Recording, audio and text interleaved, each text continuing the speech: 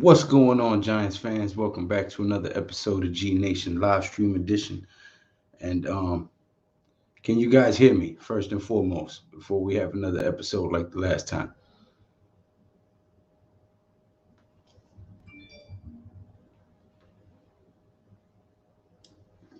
Somebody say something.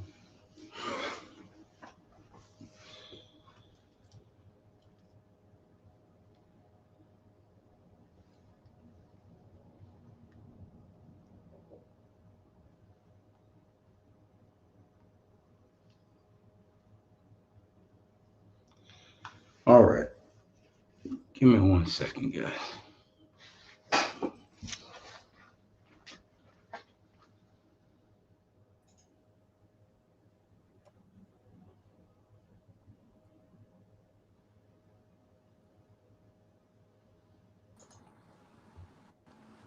Hey, what's going on, Joel?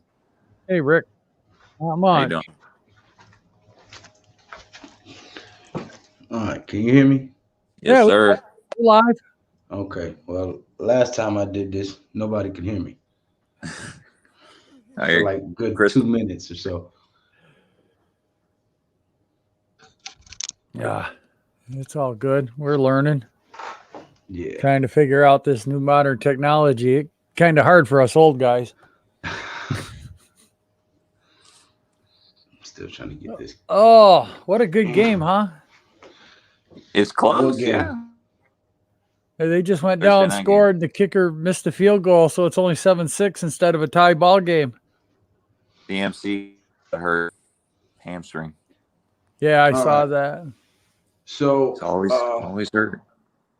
I wanted to get this question out there and get this conversation going because all off season, right? We were all on each other's live streams, all on each other's comments in each other's videos, bigging up this defense, praising this defense for what it was going to be.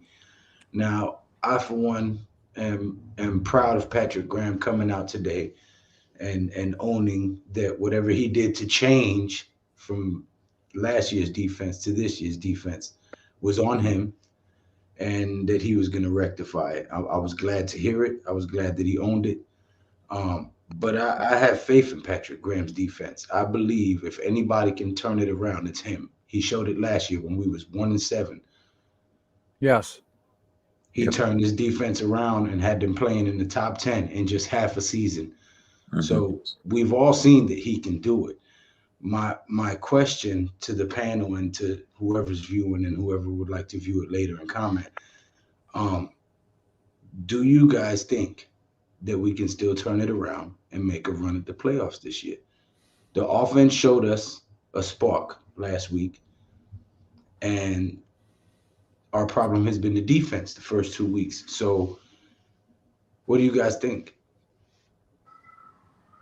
You want to go first, Rick? Oh, thanks, Joel. Yeah, I feel like there's two questions at hand that you're asking. So the first one, do I think he could turn it around? Can Pat Graham turn it around? And I would say yes. Because I think that, I mean, I really liked his answer of just saying I have to teach better. And I think he's learning a lot on film and he's learning what's working and what's not.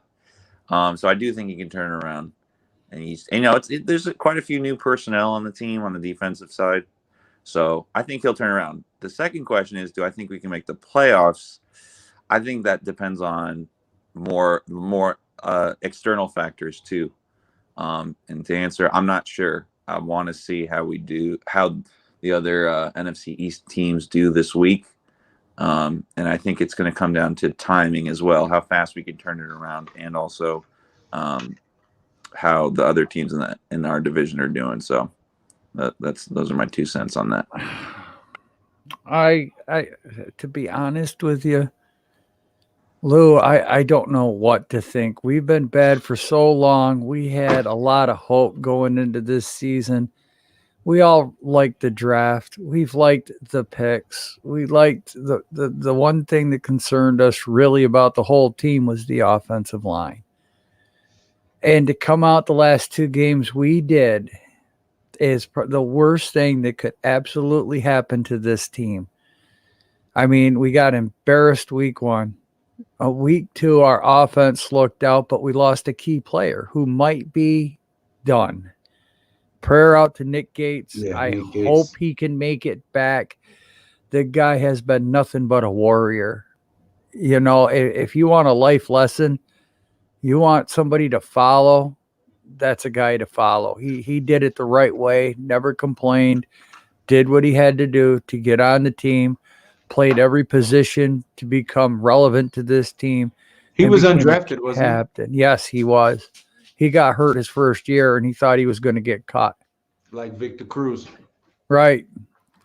Yeah. So, like I said, prayers out to Nick Gates. But when you start out this bad, this awful, and the Giants fan base was hype, we were all hype.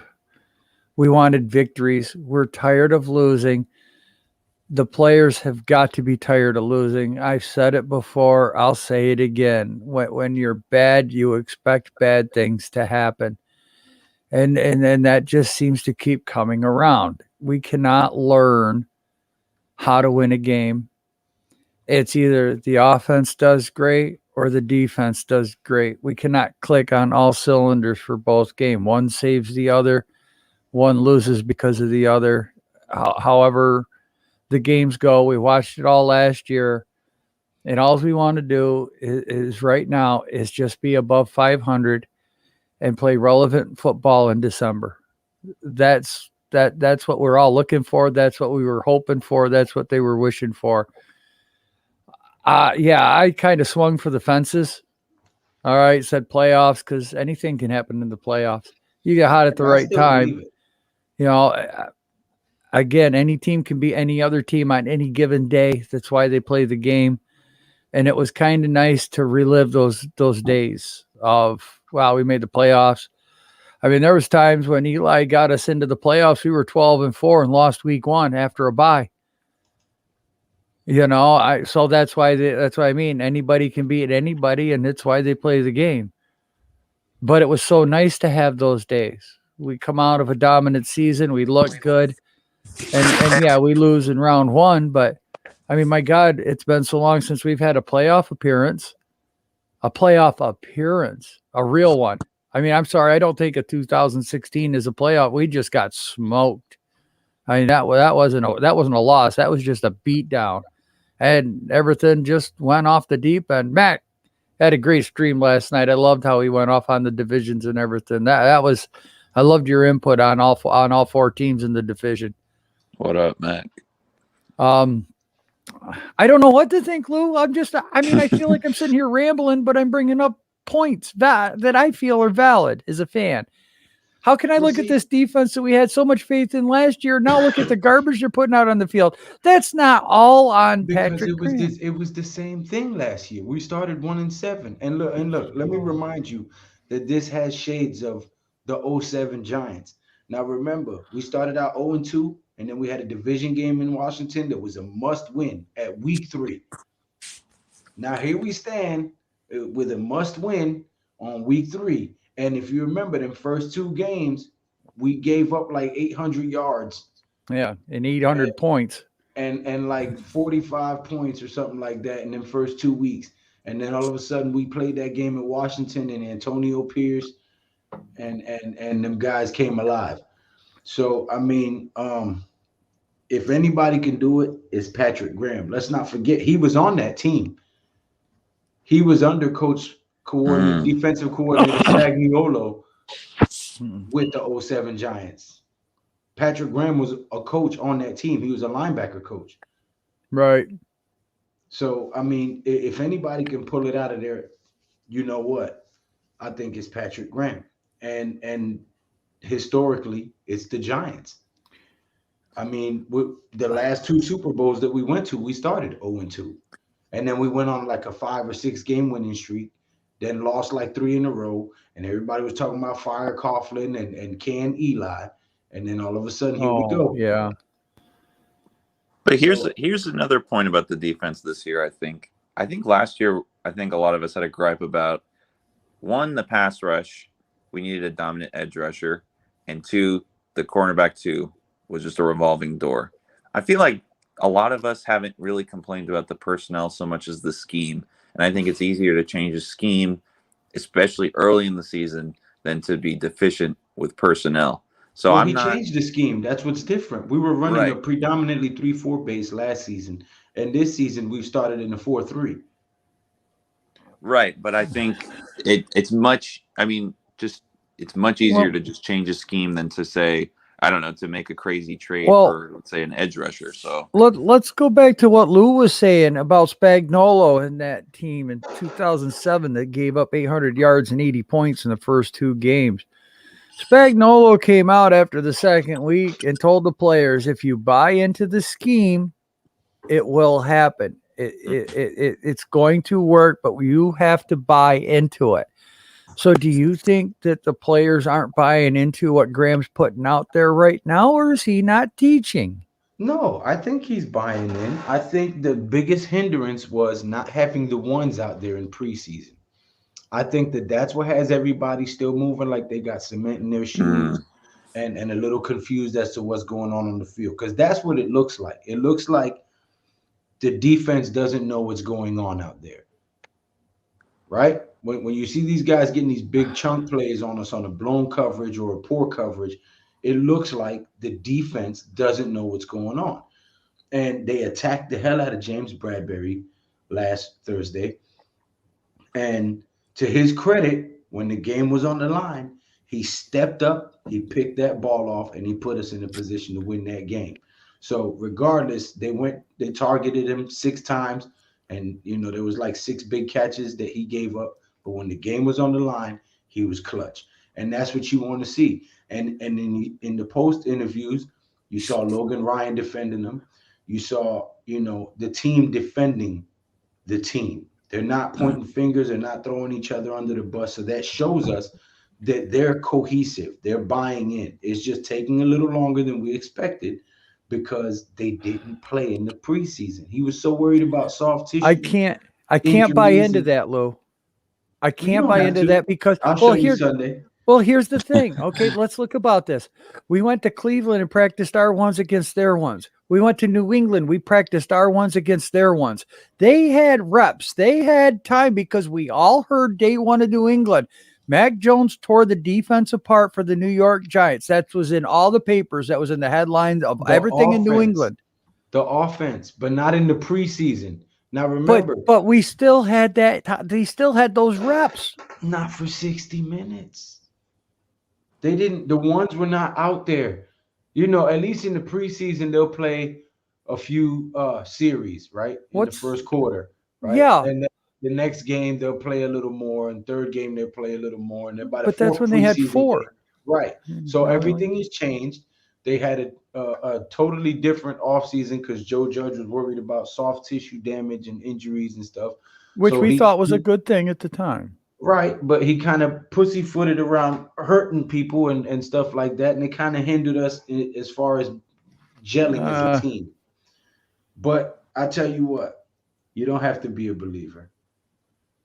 I am. I'm still wearing my Giants gear. Hey, I'm going to too, my man. Giants pride. I'm just wearing mine in black right now because I'm in mourning. I haven't changed my background screen to a dumpster fire yet, so life is still good. That might happen.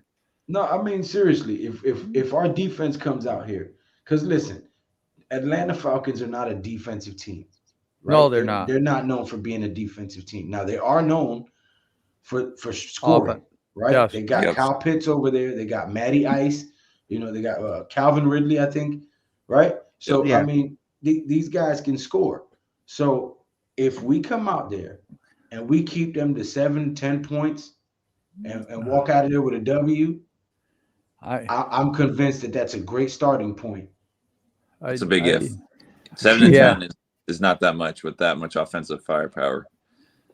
No, I said if we keep them to 7 to 10 points, and they got Kyle Pitts, Matty Ice, Calvin Ridley, I'm convinced that our defense is shoring up the mistakes of the first 2 weeks if they come out there and do that.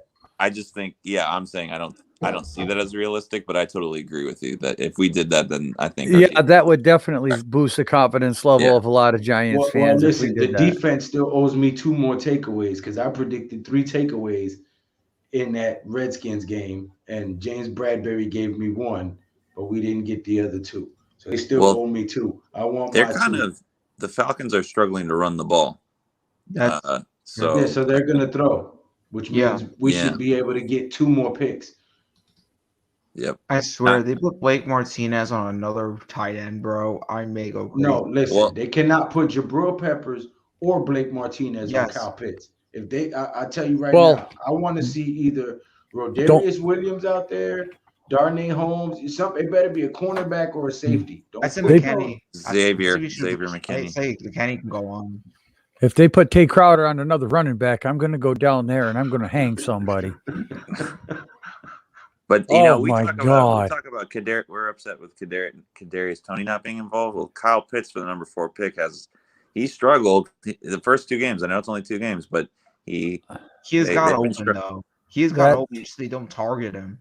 Well, yeah, no, he gets some look, targets. He's got some watch deep that arm. Kurt Warner video on YouTube, and then you're going to stop talking about targeting people, and you're going to understand how route concepts open up your other receivers.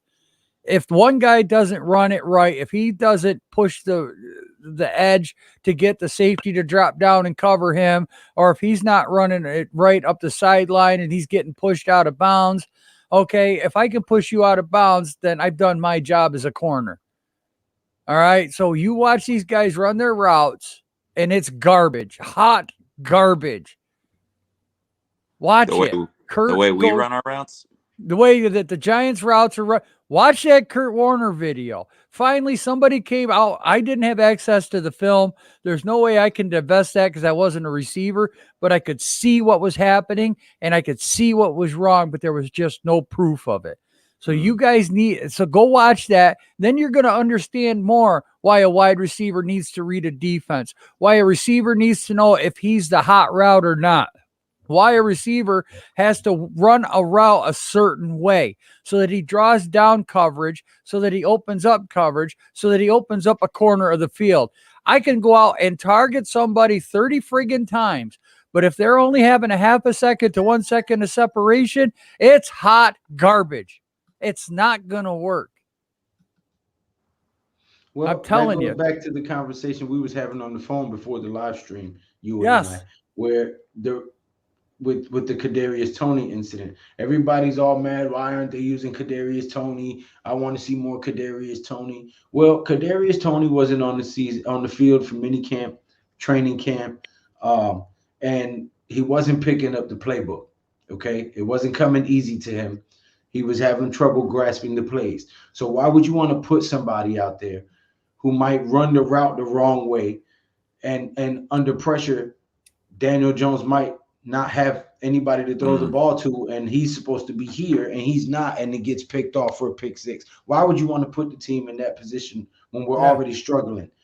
So it makes sense to not put the kid on the field. And I'm not knocking him. Maybe, a little later on he'll grasp it and be off to the races. But not everybody learns at the same rate. And I wouldn't want him out there right now if he doesn't know the playbook, because he's a liability more than he is a help. Hey, Lou, highlight Mac's last comment there. One up.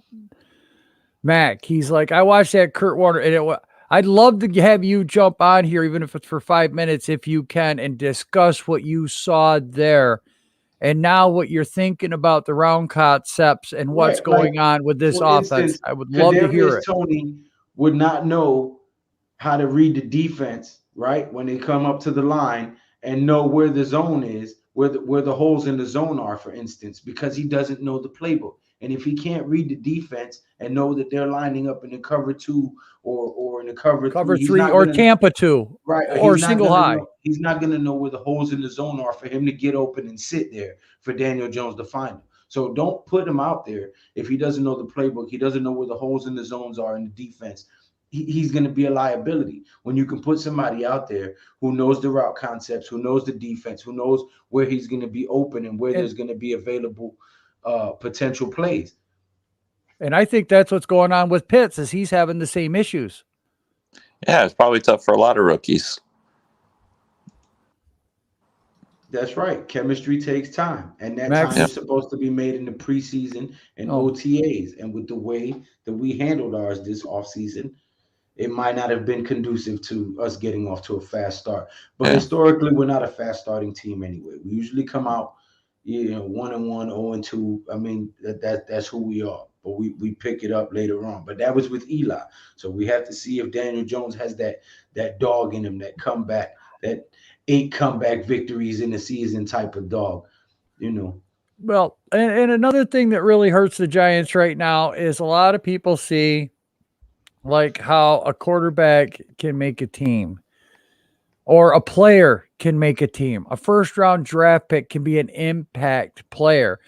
90% of the time, when they get that one guy that makes an impact player and makes impact plays, there's already pieces around him. Yep. He's got an established D line. He might have 2 tackles that are there, with a secondary that's really good at coverage, like an offensive tackle. If he's got an established 4 guys and he's coming in to be the 5th, those other 4 guys are going to take him under his wing and they're going to teach him exactly what it is he needs to do to perform at that. They're going to help him with his footwork. They're going to help him with his punch. They're going to help him with his hips. You're watching this live stream and you like it, go ahead and tackle that thumbs up button and sack that subscribe button for me. Thank you.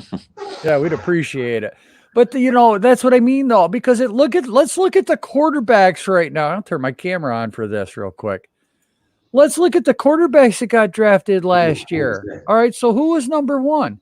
Trevor Lawrence. How's he doing right now? Pretty bad. All right, and then who went number 2? Zach Wilson. Hey, he's not looking good for the Jets. Nope. Let's look at number 3. The Giants game, he's kind of, we don't know yet because you know what? Garoppolo's just being a ball control guy, not turning it over. He's living to fight another day. That's Garoppolo's game. So then if we look at the 4th guy taken, Justin Fields. Okay, he's supposed to start for Chicago. Now there's a little bit of film, not much, but you know what? He might surprise everybody, come out and win this game for Chicago. I highly doubt it because that guy. I do too. Cleveland defense. There's the angry man who was ripping Graham a new one on. And but real quick, let's talk about how many turnovers that these quarterbacks have. Yep. They're all chasing Daniel right now. They want that record for turnovers. And then you have Mac Jones, the 5th quarterback. And we all said he had the best chance of being the best quarterback in this draft. Well, he has an offensive line, and he has Bill Belichick. Chicago now. They also don't ask him to do anything crazy. He doesn't push the ball downfield. He just checks it down. Sorry about that, Pat. Welcome. I had to get a few things off my. Oh no, y'all good, man. I got a couple of things off my chest with a couple of videos earlier. Right, I saw. Yeah. You got to get people to watch them to see your opinion, man. Right. Hey, if you don't put it out there, you never know. Exactly. Just so everybody knows, me and Lou talked earlier. We're going to call the Monday night game. Lou wants to call a football game here, or Sunday night. Sunday. Yeah, we're going to call this. Who's playing Sunday night? I have no clue. I have no clue, but Lou wants to call a football game. We're going to call a football game. I think is it Niners Green Bay? Oh, that'd be a game. I think it is. That might be a good game to call. Jimmy Garoppolo, Joe. That's right. I'll have to put my Jimmy G up. That's right. Oh, man. I just wanted to get that out there. Let's get those likes up, let me guys. see who plays. I'd appreciate it if you hit that thumbs up button for me. And then Pat, I should be on with Pat Sunday to call the Giants game for everybody watching. Yeah, see, I can't call a Giants game because it's going to be too much cursing. But yeah, what was the topic for the night, Lou? I just found it just appeared on my phone. I was like, oh, Lou on live? Okay. We were talking about Patrick. Yeah, do you think that he can turn it around?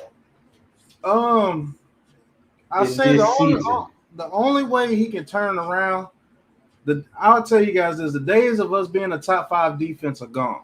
No, wait a minute. Wait, let me give that some context because you missed the conversation prior. So hold on. Given the history that Patrick Graham worked under Steve Spagnuolo in that '07 Giants team that came out and gave up 800 yards in the first 2 games and gave up like 80 points in the first 2 games. And then week 3 had a must win, similar to what we're in right now. It was against the Washington Redskins, and we had that goal line stand, and the defense came together and won us that game. And after that, our defense was phenomenal for the rest of the year. Now, Patrick Graham worked under Steve Spagnuolo, and Patrick Graham was a part of that Super Bowl winning team. And Patrick Graham started 1-7 last year and turned his defense into a top 10 team in just half a season. So, with that being said, do you think that Patrick Graham and this defense that we have right now can turn it around this season? Given what you said, there's a chance, but I'm going to continue what I was saying at first. Us being a top 5 defense, I believe those chances are gone. I'm about to kick you out of the stream, sir. You said what? I'm about to kick you out the stream, sir. Hey, well, at least let me say this before I go. Reason why I say that is those teams back in the day had a pass rush, Lou.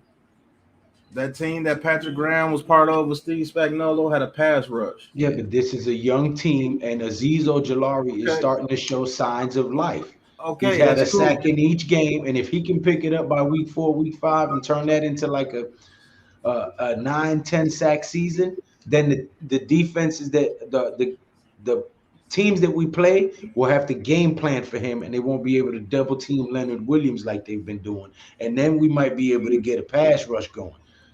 Okay, I like your optimism, sir. But those Giants teams back in the day, they had Kiwanuka, they had Tuck, they had Osi, and the one Patrick Graham was on had Strahan on it as well. Then we had people like Baron Robbins, Cofield, Kiwanuka. Yeah, those we had people that we could just bring in and out and get the same type of pass rush with those people. When Kiwanuka came in, he was still effective. Not as effective as Osi or Strahan, but he was still effective. You still had the game plan for him. He wasn't no scrub. We got him a new contract. I was never so happy when we re-signed Kiwanuka. I was so afraid the Giants were going to let him go. Oh, man.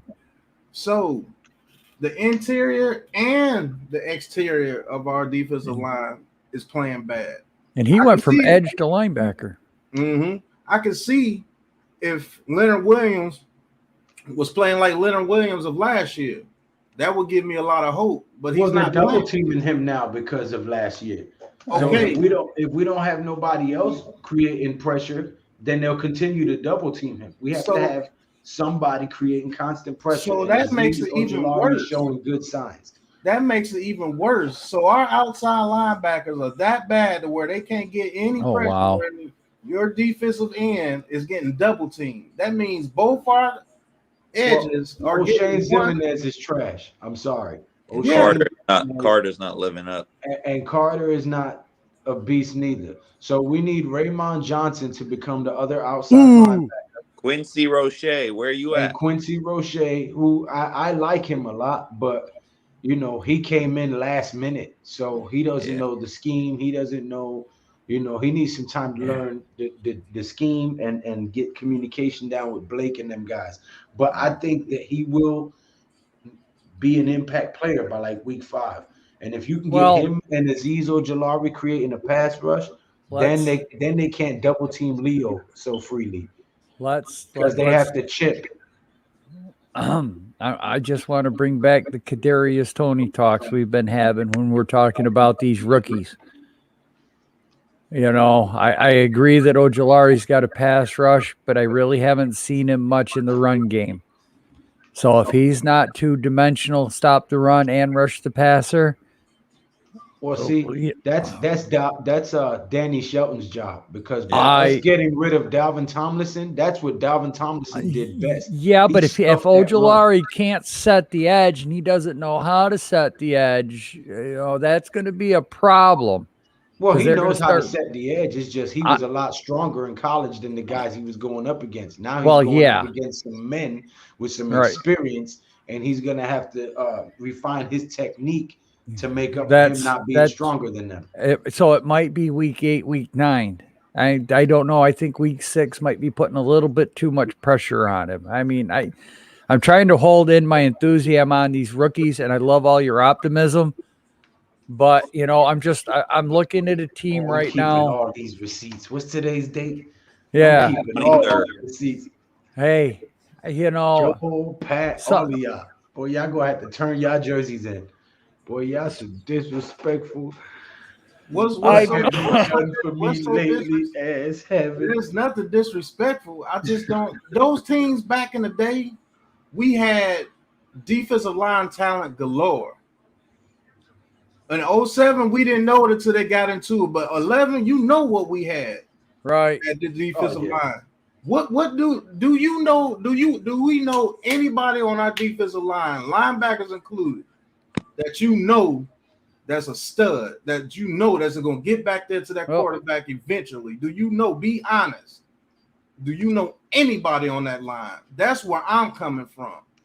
Hey, Frankie, great question. I sat here and said it, and I preached it, and I tell you what, if our defense didn't come out looking like hot garbage, I would have been a firm believer in 6-0. I really was sold on it because of the defense last year, because of the performance we put on the Cowboys in the last game, on a must-win game, because of the way everything just kind of come down into the last 8 games of the season. I just improvement. We won against the Seahawks.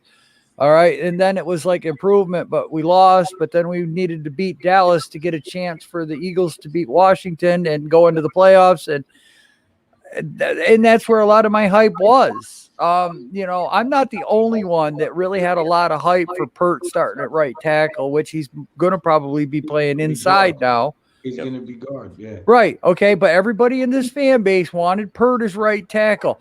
I got killed. Well, I wanted him more than Nate Solder. That's for damn sure. I got killed for saying we should move Nick Gates to left guard. Unfortunately, he got a brutal injury moving inside. But when Nick Gates was inside and we had a true center, that offensive line was moving people around. That first drive, okay, so sometimes, you know what, things happen. They happen for a reason. Unfortunately, injuries are a part of this game. I mean, C-Mac's down. J.C. Horn is being looked at by the trainers for the Carolina game right now. So, I mean, these things do happen, and it's not something we can control. But I did not expect the defense to come out week 1 and lay such a horrible egg against a team that I thought we should be able to compete with and slow that offense down, and we couldn't even slow them down. Let's be real. Badger. What's going on, Jose? He always supports, man. Shout out to the Honey Badger. Hell yeah. Let's be real, though, guys. If this defense it was even half decent, we'll be 2-0 right now. Yo, man, stop that. At least 1-1. At least 1-1. Hold on. So by that logic, the 07 defense wasn't half decent because they gave up more yards and more points in the first 2 weeks, and then they came back and locked stuff down. So just because they wet the bed the first 2 weeks, didn't we started to get wins when they started playing half decent? Right. That's what I mean. If this defense would have played just half decent, we'd be 2-0. You make an excellent politician. I love the way you amended that. Okay. But if this defense picks it up, you can see it. If this defense picks it up and they let Daniel Jones play the way they let him play in that second game, they have all. They're going to be hard to beat. Get off the field. Yeah. Well, not only that, we were moving the ball against the Broncos too. Our defense wasn't hot trash. I mean, we didn't get many opportunities. Right, and we were scoring against Washington. I mean, there was some conservative play calling. Their defense is overrated. Hey, Mac. Hey, what's up, Joe? What's going on, fellas? I think you would be foolish not to see that if our defense starts to play well, especially if they start to play like they did last year, we're going to be one of the hardest teams to beat if they open up that offense for Daniel Jones. Because I promise you, the way we played against the football team, I think we can score points on just about anybody in the league with them playing like that. Right. With Evan Ingram coming back, with Saquon Barkley getting more help. To be more in the man press and man on man. Yeah, I don't know, man. I'm still nervous about it. Another thing that's mind-boggling to me, I know people want Kadarius Toney to play over Slayton. if he's not getting the offense right, I say, yeah, they're doing the right thing. If he doesn't know the offense, you can't put because then he's a liability. Because then he's a liability. But why not put him on kick or punt return? True. Utilize your first round pick in some type of way. Devin Hester is a Hall of Famer. Ooh, yes. Based off kickoff return. Yep. Was he a decent receiver? Yes, he can still burn you as a decent receiver, but he made his money off kick and punt returns. They utilized his skill set. Why not put? You don't have to know the playbook to be on kick and punt returns. Put your first round pick on the field in some shape or form. Give him some type of confidence. Now, Pat, hold on a second. If you remember, I was on the live stream with you draft night when we drafted Tony. Yeah. Do you remember what I said to you? As far as Kadarius Toney? Yeah. You at first you didn't like it. I said I don't know about that pick because the season before the draft, he had a lot of drops. Yeah, so he had a lot of another Evan Ingram. Who, Kadarius Toney? Yeah, not last season, but the prior season before. Oh, he had the drop. Yeah, he was also hurt. He did have a drop issue before then. I'm a Florida Gator fan, so I'll tell you this about Kadarius Toney. He was injured a lot before his senior season, and he did have a drop problem. Now, his senior season, what they did is they utilized him as a weapon.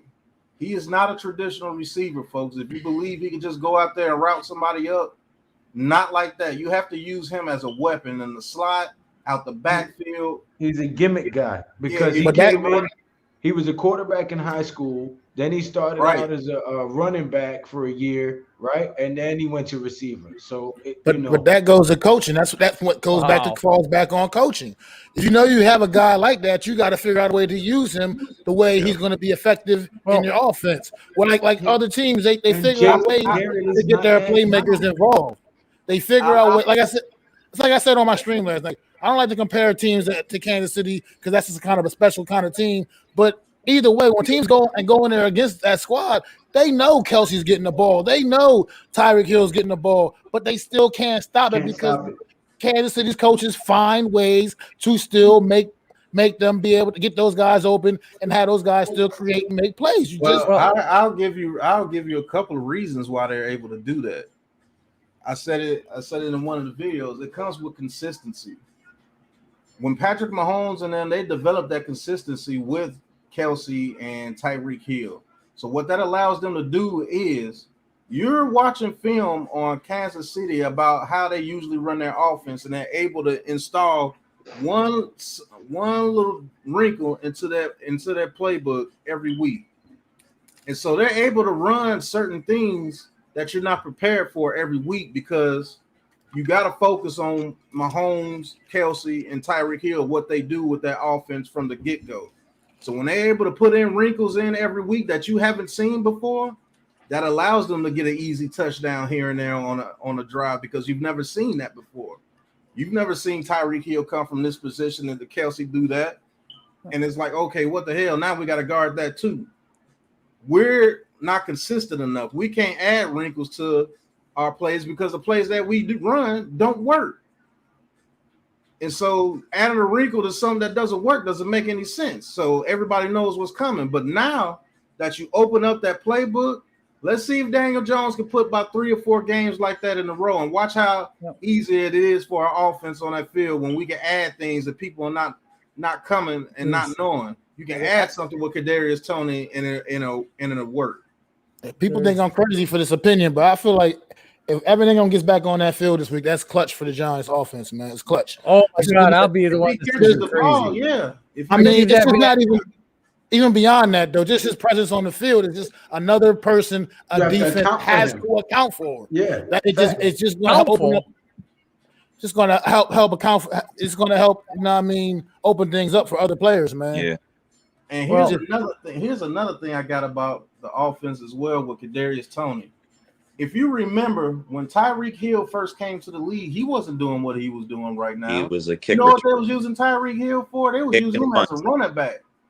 They was using him as a running back, and they was putting him out there in special teams and letting him use his electric ability to get big chunks of yards, and then he he developed it into a receiver. Then he developed it into a receiver that can route you up.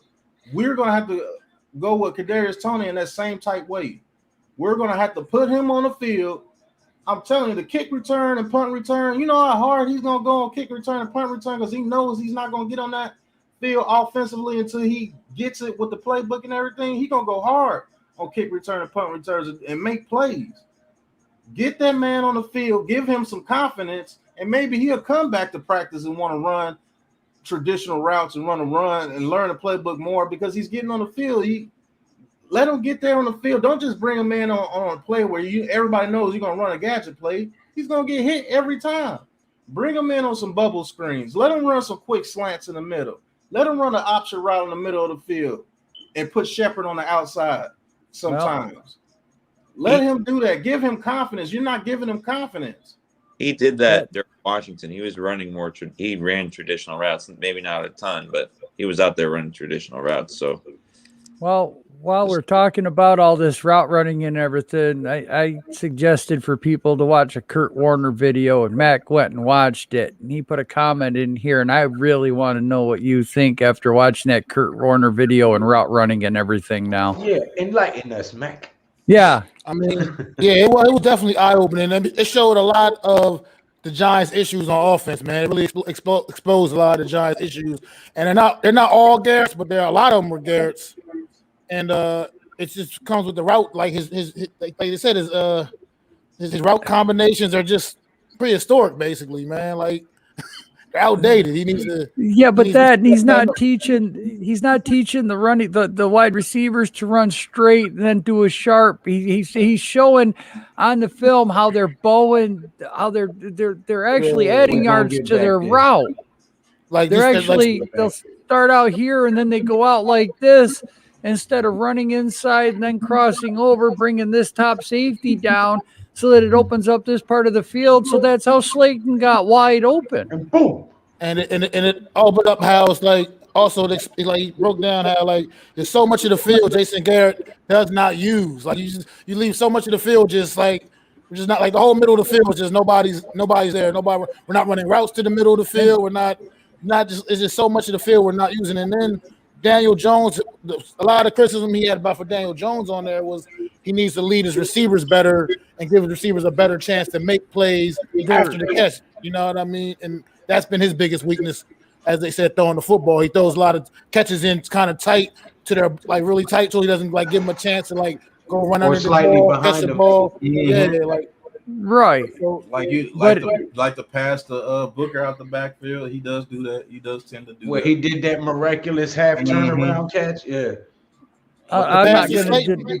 The passes, I mean not Slayton. The pass to Shepard on that 3rd and 7 on after the interception on that drive. He went threw that pass to Shepard on 3rd and 7. He threw it behind him. Like you said, if you could have let him, maybe Shepard could have possibly caught that thing and possibly made a play. You know what I mean? Right. But it's like just the first down at least. Yeah, well, that's all we got. The first down. If the pass was in front of him, he definitely would have got that first down. All we needed was the first down. Yeah, that was it. And that was the game. But why are we not running routes with Kadarius Toney where he clears it out for everybody? I don't understand. Let him run a deep post across the middle and let him get those safety eyes on him. I don't think he knows how to read a defense if it goes from cover 2 to cover 1 and what he's supposed to do. You talking about Toney or Daniel Jones? Tony. And if Daniel Jones don't know how to read that damn shit by now. Yeah, that's what I was getting ready to say. It's a wrap. If you don't know how to read that by now, it's a wrap. But if that's the case, which I kind of think it is, I don't think he's ready to be on the field full time. Not ability wise, I just think playbook wise. Yeah, playbook wise. Yeah, you still have to let him put him out there on kick return and punt return at least. Well, he had 19. He's gonna be fresh, and he has moves galore. He's called the human joystick for a reason. Let him make a play. They're getting him on the field. I mean, he had 19 plays, but there again, I'm not watching film on him. I can't tell you if he's covered, if he's double covered, what the defense is rolling to. Is he running the right route? I mean, I don't know, but he is getting on the field. I mean, 19 plays, yeah, you can say that, yeah. You know, well, you got to start somewhere. If the kid's not ready, trying to build confidence in him. And if that's the case, if he doesn't know the playbook and everything, he needs to shut up. And that's just you can't be on Twitter. Point blank. Period. You need to shut up. You guys watch his interview with the press today? No. No, I did not. He doesn't look like someone that's happy to be here.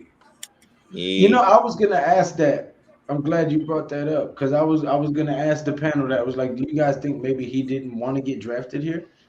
Well, I don't think he didn't want to get drafted here. I think it's the reason he's not getting the play time that he thought that he was going to get being a first round pick. And he's a little bit unhappy and he's letting it get to his head. If you compare his first couple of interviews to the one he just did today, they're completely different. The first ones are like he's smiling, he's happy. The one today, he looks so mad. He looks upset. He didn't say anything that like he didn't communicate he was upset, but his attitude didn't look very good. Maybe he's just done with the press and the media, and I get that, but I don't know. He's a competitor, man. He's a competitor, and he's frustrated. Like I say, he's a high draft pick. He's used to being on the field. He's not. I mean, guys are talented to make the NFL. They usually don't face adversity when it comes to getting on the field until they get into the NFL. You know what I mean? Well, so something he's not used to. I disagree with that because he came in high school. He's a quarterback, and then Florida told him you're not good enough to be a quarterback for our team. But he embraced the wide receiver role. So I don't know. But he was still on the field. You know what I mean? Like he was still able to contribute. To the team. Here's another thing too. Your mic got some echo, Joe. My mic's got echo? Yeah. Or feedback or something. I don't know from what. I got headphones in. Yeah, you good now. Okay. These guys come from winning traditions, winning schools. They don't want to lose football games. Florida, they win football games. Alabama wins. Clemson wins. Georgia wins. Mm-hmm. So that's part of it too. That's true. And not for nothing, also he's probably just frustrated and tired of answering the exact same questions over and over again. I mean, the media is asking him questions about the whole Twitter, Instagram thing, and they're baiting him. They're asking him, "Hey, do you feel like you need a big play to validate your draft position?" It's like that would make me mad too. So hold it down a second, guys. I'll say this about Tony, where his frustrations coming from. His frustrations is coming from he's not getting the play time, and he truly believes he's a playmaker and a difference maker. Yeah. You could tell by his interviews in the beginning, he truly feels that he could be a difference maker for a team, and he's not getting the reps that he thinks he should be getting. I think that I'm just saying. If they're holding this man out because he doesn't know the playbook, he needs to shut up. But if that is not the reason, it's just because they don't know how to put him in the game and use him, then he has a right to be frustrated. You drafted me in the first round for a reason. Don't draft me if you're not going to be able to know how to use me. Now that would piss me off. Absolutely. And that's the honest truth. That would piss me off. There's a precedent with this team, too, with how they handle COVID, like players getting COVID. If you look at Will Hernandez, remember when he got COVID, he didn't get back on the field for a long time. And that could have been because they had better options. But, I mean, there is a precedent with – I mean, Kadarius got COVID, and he missed all that really important time in the preseason.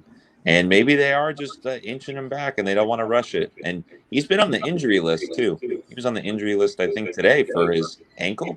So, I mean, I don't think it's serious, but I don't think physically he might not just be in football shape to make big contributions. I don't know. It might be a whole bunch of different factors we have no idea about that we are just not privy to. I feel like you just said, there's something we don't know. There's something us on the outside don't know. It has to be. It just doesn't make sense to me because you just don't draft guys that high and then not play them. You just don't. Look at Aziz. That's the next highest draft pick we took that year. He's on the field all the time. So well, let's look at Andrew Thomas. We didn't know his foot was injured week 1, but we went 16, 17 weeks, you know, and then all of a sudden, the end of the year, we find out that he had a bad wheel. Yep. This team, I mean, the Giants, they keep things very close to the vest. Very close. Like I said, I just don't think they think he knows the playbook very well. He might not know the playbook that well because he really didn't do anything in the offseason because of the COVID, and he had an injury coming to it as well. Well, let's look at the guy drafted. Let's look at the guy drafted ahead of him in Pitts. He's struggling too. Yep. He hasn't had that break. Kyle Pitts. Kyle Pitts. He hadn't had that big breakout performance yet.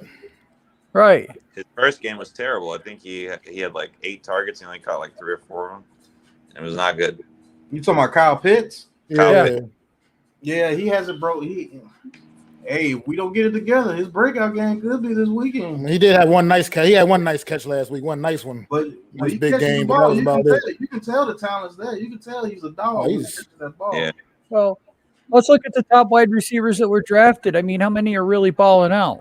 Rashad Bateman is hurt. Devontae Smith is playing pretty well. Devontae had a good game first. I feel like all the 3 big 3 ones have played pretty well the first 2 weeks. Waddle, Chase, Waddle, and Smith have been playing well. Rondell Moore out in Arizona is playing very well. Rondell Moore is balling. Not so yeah, much. but that's a different. Who I thought we would have took if that offense in Arizona is a little bit different than ours. I mean, way wide open. So all right, so as many receivers as you want out there in Arizona. Right, kid on Detroit, he's starting too. I believe Amon-Ra St. Brown, whatever. He's starting in Detroit. Really, and he's got hurt. That's the reason why he isn't playing right now. I really wanted us to draft Rashad Bateman. I thought that's who we were going to draft was Rashad Bateman. Honestly, I thought if we wouldn't receive, I thought it would have been Bateman or Moore.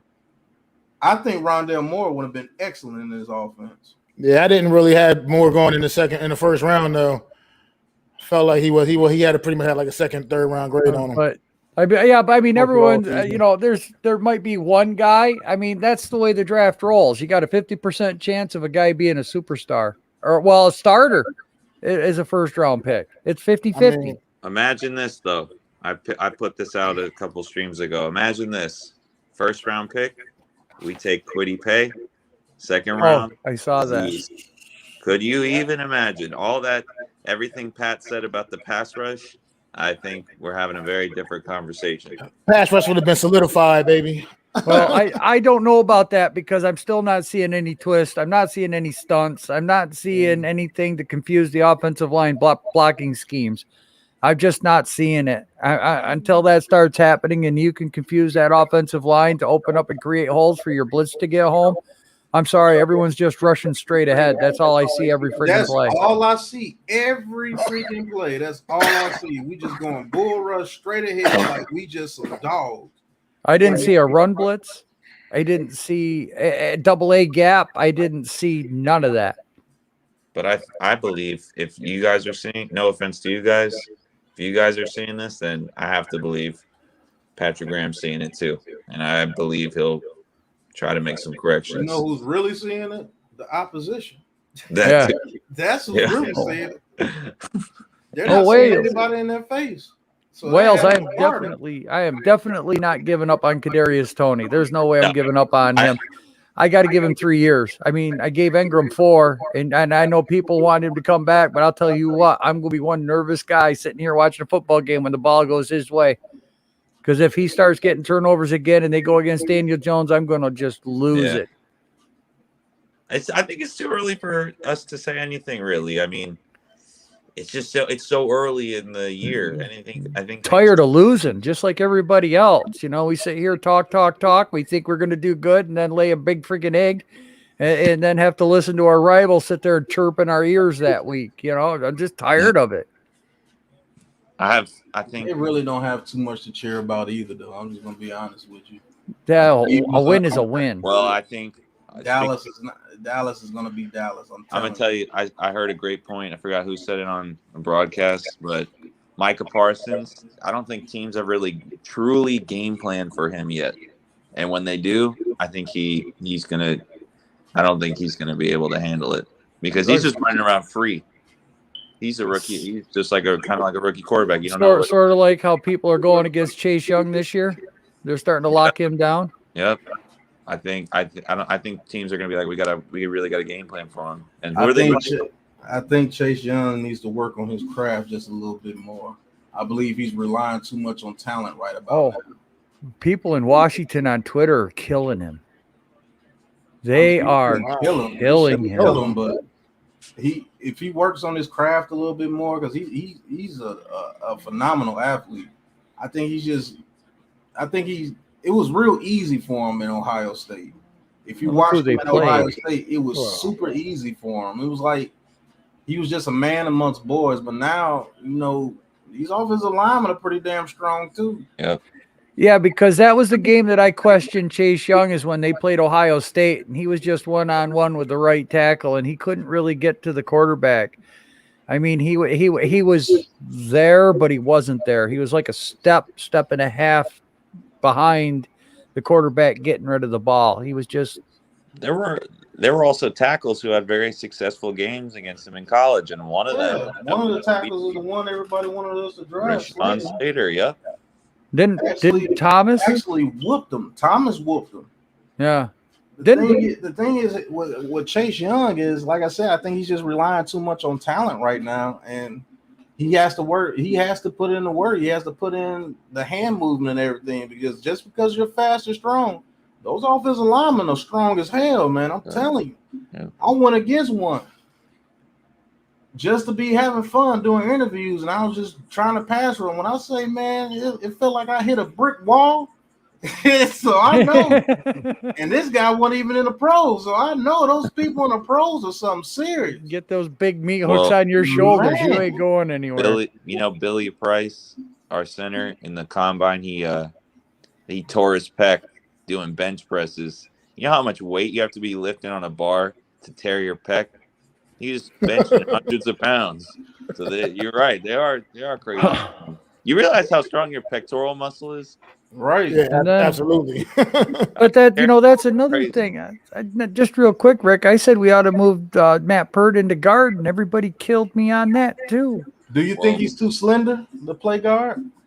Man, I'll tell you what, if we could put him and Thomas together on the left side of that line with those two big guys, oh my goodness, if Pert can play left guard. Well, Pert's about 6'7". Yep. Yeah, but you know what? There's other guards that are 6'6", 6'7" too. But they're wide. They're wide. They're wide. There's some big guys, man. Guards, you have to go against people like Grady Jarrett, like we're ready to go up this week. Aaron Donald. Right. Guy from the Eagles. The big, thick defensive tackles going in there. Yeah, but that, we all wanted Flowers at guard too, and look he's made a career. All we had to do is just try. He's actually half decent at guard. So I'm not going to shame him. He's not bad. He's not a bad guard at all, actually. Right. So if Pert can copy that, I'll take it. Because that way we're looking at just a right. Matt Pert too, though. That way we're just looking at a right tackle next year in the draft. I mean, at some point, maybe we got to at least give it a look and see, because we bring these guys in, man. They're not working out the position we draft them for. We got to see if we can work them out they can work out somewhere on the field.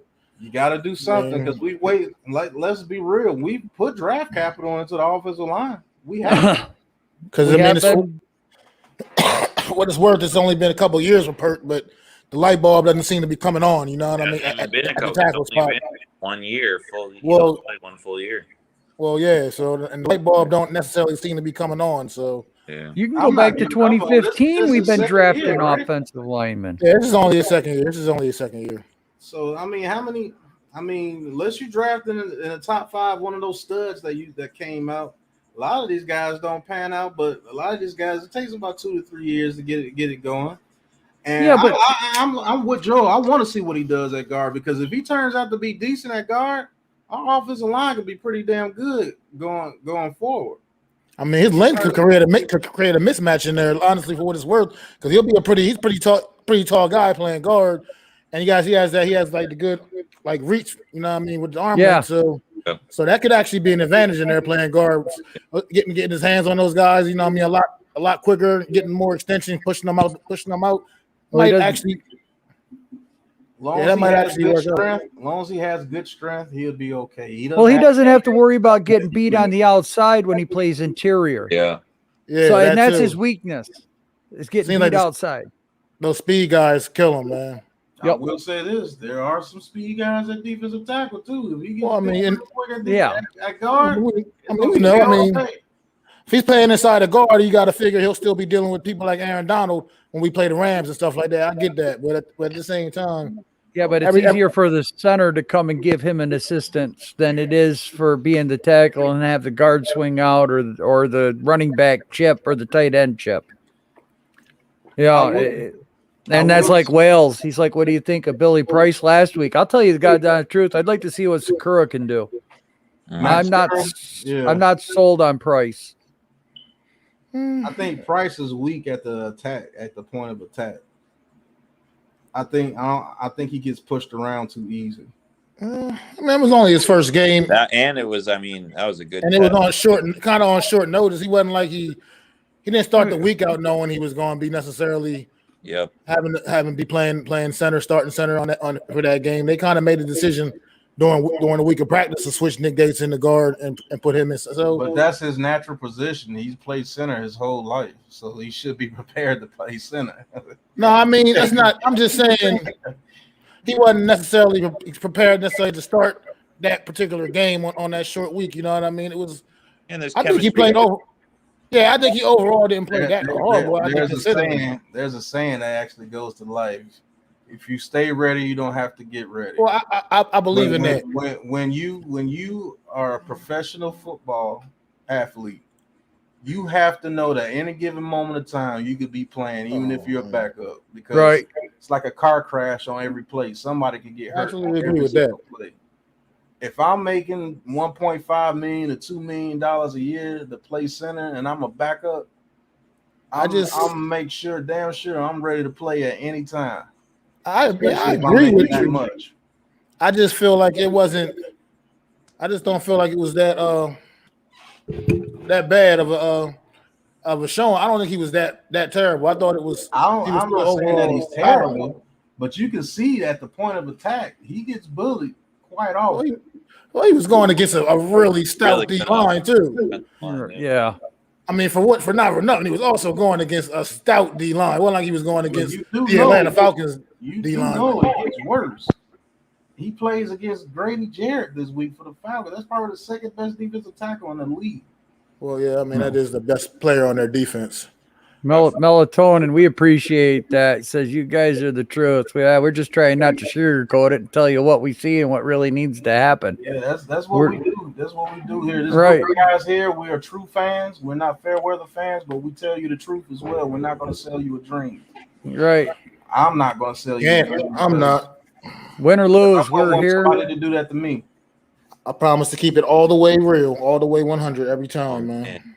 Win or lose, don't matter. We're here. We're going to tell you what we think and who should take the blame for it. And we all collaborate on it. We get our points across, and it kind of like helps us the next day because we're like, Mag said something really good, or it was like, Pat, brought up a good point. Maybe I should look at this. And then we come back onto the stream and we have a little bit different perspective to what we were thinking at that moment.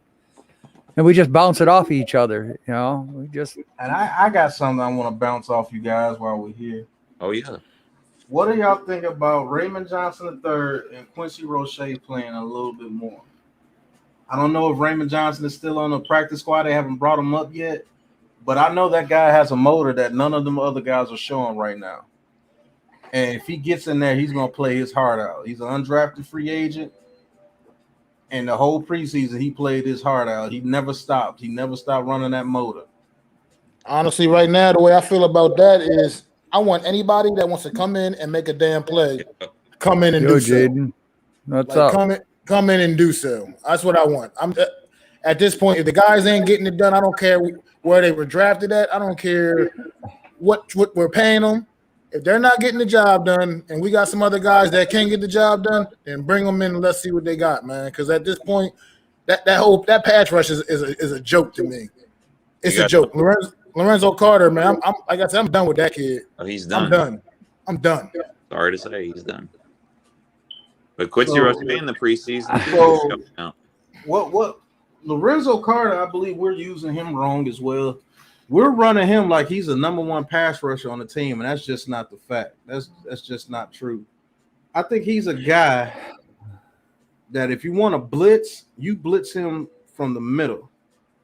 You let him run those gap blitzes. He is very quick. He has very long arms. So if you get somebody, one of those guards with short arms, and he can get past them pretty quick and get some pressure up the middle, he'll be good. And I know he could get past the running back. He ain't going to be like Tate Crowder and get destroyed by a running back. He could get past the running back.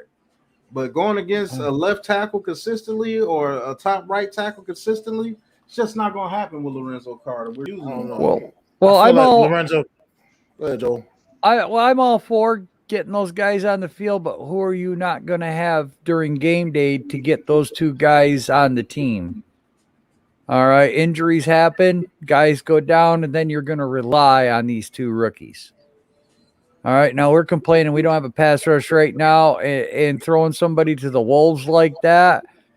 I mean, we destroyed Andrew Thomas's first 8 games. I mean, his confidence was at an all-time low after 8 games, and then it finally started getting built back up, and you saw the results as the season went along. After Colombo was fired is when his you know, I get it, Lou, but we found out a little bit too late, you know, that's what the problem was, or if that's what the problem was, we will never truly know. All we know is what the reporters put in the papers and what they wanted to tell us. Results after he left. Well, he was also injured too. Let's not forget. Week 1, he had a bad wheel. So I'm not trying to make excuses. I'm just trying to explain the whole situation and the whole scenario as it went down. He started out week 1 as a bad foot, and we could see that he was having a problem on his kick.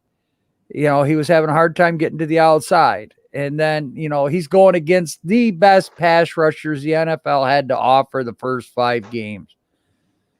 I mean, look at that. I mean, we went against the Steelers, and they crushed us week 1.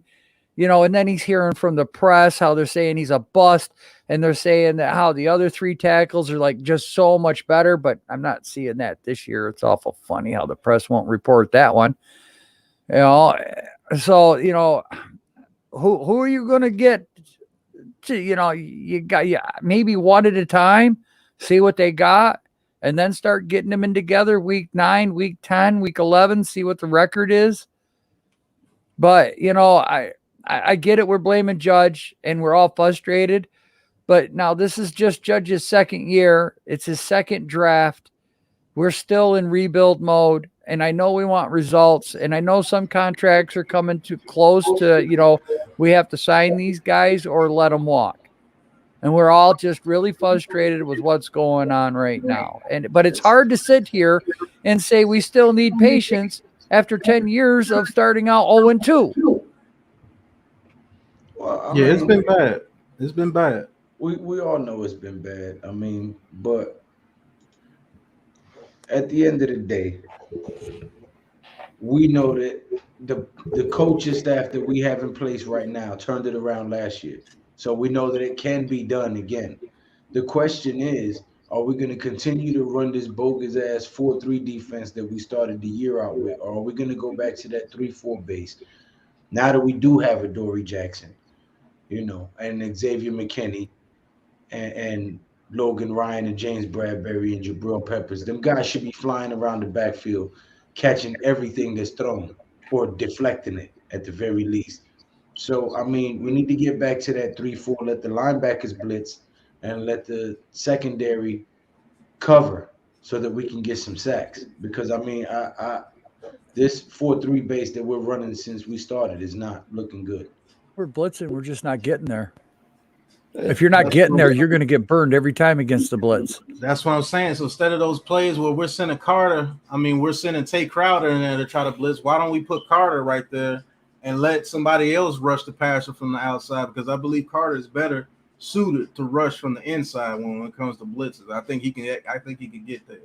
I really do. Well, Jaden, Galladay was targeted 8 times and he only caught 3 of them. So Right. I mean, are you going to continue to throw Right. somebody who drops the ball? We've done that with Evan. He only had one drop. He only had one drop. He only had one drop. He didn't drop it consistently. It's the times that they threw it to him. One of the times he was getting his arm grabbed. And True. That should have been called. And other times it was just inaccurate passes or he was just covered. But the one drop that he had, that RPO drop, that one right there, he should have caught across the middle. He should have caught that one. Absolutely. That was dead in his hands. Well, Carter Coughlin's supposed to be worked out as an inside linebacker right now, so I don't think you're going to see him on the edge anymore. And in preseason, he looked kind of good. He had a couple mistakes. He's got the learning curve to take on right now, but he could be that coverage inside linebacker. He's athletic enough. You know what I like about Carter Coughlin? He's just a football player, man. He gets it. Yeah, he's never going to quit. He's going to give you everything he got. You know what I mean? He might not be the most athletic. He might not be the most physically gifted, but at the same time, he's going to always give you everything he got. And I respect players like that. That's why I love that kid we had a couple years ago that everybody was mad about last year when we cut him, Ryan Connolly. He was the same way. He had that mentality. He's a football player, man. He's the kind of football player I like watching because he's going to always – he's going to be around the football no matter what. It's just that's what he does, man. It's great to root for somebody like that, and you love to see that heart. But we all were not happy with Judge when we cut him. I don't think there was anybody that said, "Okay, I like that move." I really, if there was, man, they were hiding and they didn't say nothing. But come to find out, it was the right move, unfortunately. But yes, I want to see kids like that succeed.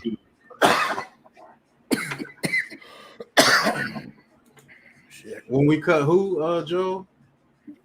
Talking about Ryan Connolly. Ryan Connolly. Oh, everybody was super down when we cut Ryan Connolly. Yeah. I didn't understand it. I'm not going to lie to you. I didn't understand it at the time, but it turned out it was the right move. So that just goes to show you what the coaches are seeing during practice that we're not seeing, that we're not told, that, we have no idea about. That's probably the perfect example of why we're not seeing progress right now. But you ever heard the term gamers? Some guys are just gamers. Gamers, yes. That's old school. You know what I mean? Yeah, absolutely. You just sometimes you'll never look the best. Like Lorenzo Carter, he's a practice guy. He looks amazing in practice. He looks amazing in practice. But he's in a real clearly game. Not a gamer. You know what I mean? Right. That's what I mean about players like a Carter Coughlin, those Ryan Con. They're gamers. You get them on the field game time, and they all about that business. They about that work, man. It's football players, man. I don't know. I just can't understand how we. I mean, at some point, the guys we're playing, if they're not working out, then we got to put somebody that's a little hungrier that wants to get it done, man. I'm just tired of watching crap product. You get better, man. I hope you feel better, Miz. For real. Get better. Absolutely, man. Yeah, my praise is up for you, brother. And Jaden, we should have kept Marcus Golden. How about everybody that was screaming we should have kept Kyler Fackrell because he finally made a friggin' play. He wasn't chasing somebody from behind like we had to watch him when he was here at the Giants. I mean, Fackrell was a decent rotational pass rusher, though, man. Like he was not for nothing. He was decent at that in his role. He wasn't going to ever be like the main guy, but he was a decent rotational guy. We got that right now. Lorenzo Carter. Yeah, that's what he got. That's all we do have. Bunch of rotational guys. We don't have any top guys. We just have a bunch of rotational guys. We'll have Kayvon next year. That'll be great. Hey, shout out to Durant Osman's pick, man. Old Tecmo Bowl, man. That was off the chain. I want Jermaine. I want that. I'm telling you guys. You all love that pass rusher from Oregon. This kid from Florida State, man. I'm telling you. What's his name? Jermaine Johnson. Y'all see Miz's prediction? Oh, 30 to 13. I like that. If we do that, Miz, we gotta have some defense. We gotta have some defense. Yeah, Jermaine Johnson. He's a defensive end. Wishes to you in the chat, Miz. Hey, speaking of Florida State, you guys remember we were talking about Tamorion Terry during the draft? Yes. Yeah, he was taken in the 4th round, wasn't he? No, he was undrafted. And you know what happened to him? He got arrested for murder. He had murder charges. Yep. Uh-huh. Who? Oh, He was undrafted. Nate. Seattle signed him, and then he got cut when he got arrested for murder. Nate was all over that's him. what. That's the reason to get cut. But now when he drafted him, they probably had some insight into that. I mean, that's wow. bad. You're talking about the Jermaine Johnson that went to Georgia, right? And did he transfer? No, he's in Florida State, Georgia transfer. Yeah, that's what I'm saying. He just transferred to Florida State. Okay, that's why I was like, man, I know Jermaine Johnson that was cold when he played with Georgia. Okay, he transferred to Florida State. Yeah, he's good. Well, he could be a top 10 pick. That might be that Chicago pick. You guys should keep your eye out on Georgia because we already have a propensity to draft anyone that's from Georgia. So, and their defense. Yeah, Gettleman been drafting a Bulldog every draft. Yeah, I think he got it right with Aziz. And if he drafts that Anderson kid from Georgia, is ridiculous. Is that the 6'6"? He might look slight, but that dude got to get off out this world. Bro, I saw a video yesterday from last year where some dude made a video saying, "Welcome to New York, Quincy Roche." Yes. A year ago. Yes. Psychic, man. I was like, yo, this dude is phenomenal. They played really well in the preseason for Pittsburgh, too. Yeah, but their linebacker room is stacked. Yeah, but now if you'll remember, was it the year before where we got that one kid from Pittsburgh as a linebacker because we needed depth and he didn't turn out? We released him and Pittsburgh picked him back up on waivers. Oh, yeah, I remember who you're talking about. You know who I'm talking about, Pat? Yeah. I know who you're talking about number 51. Oh, that's the only thing that bothers me is I did too, but he was a hell of a he had a hell of a preseason though. He had like 3 sacks or something, and he's one of those guys that plays well in the preseason against preseason guys. Yep.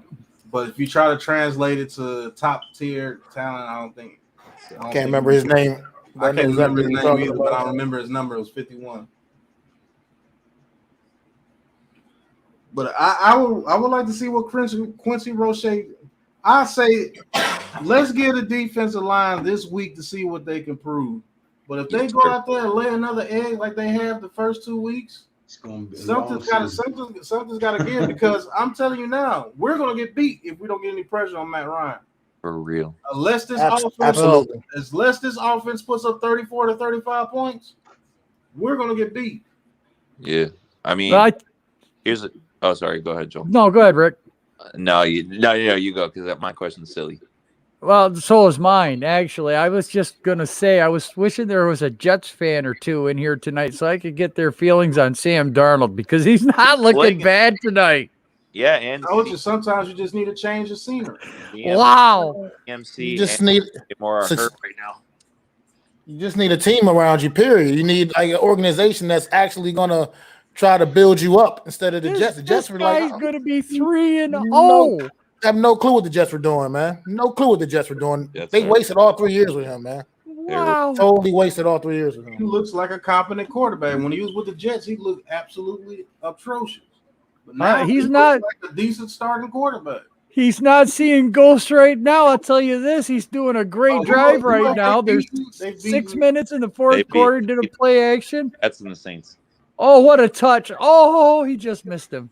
That was a hell of a I'm sorry. They're beating the Saints. They're playing the Jets.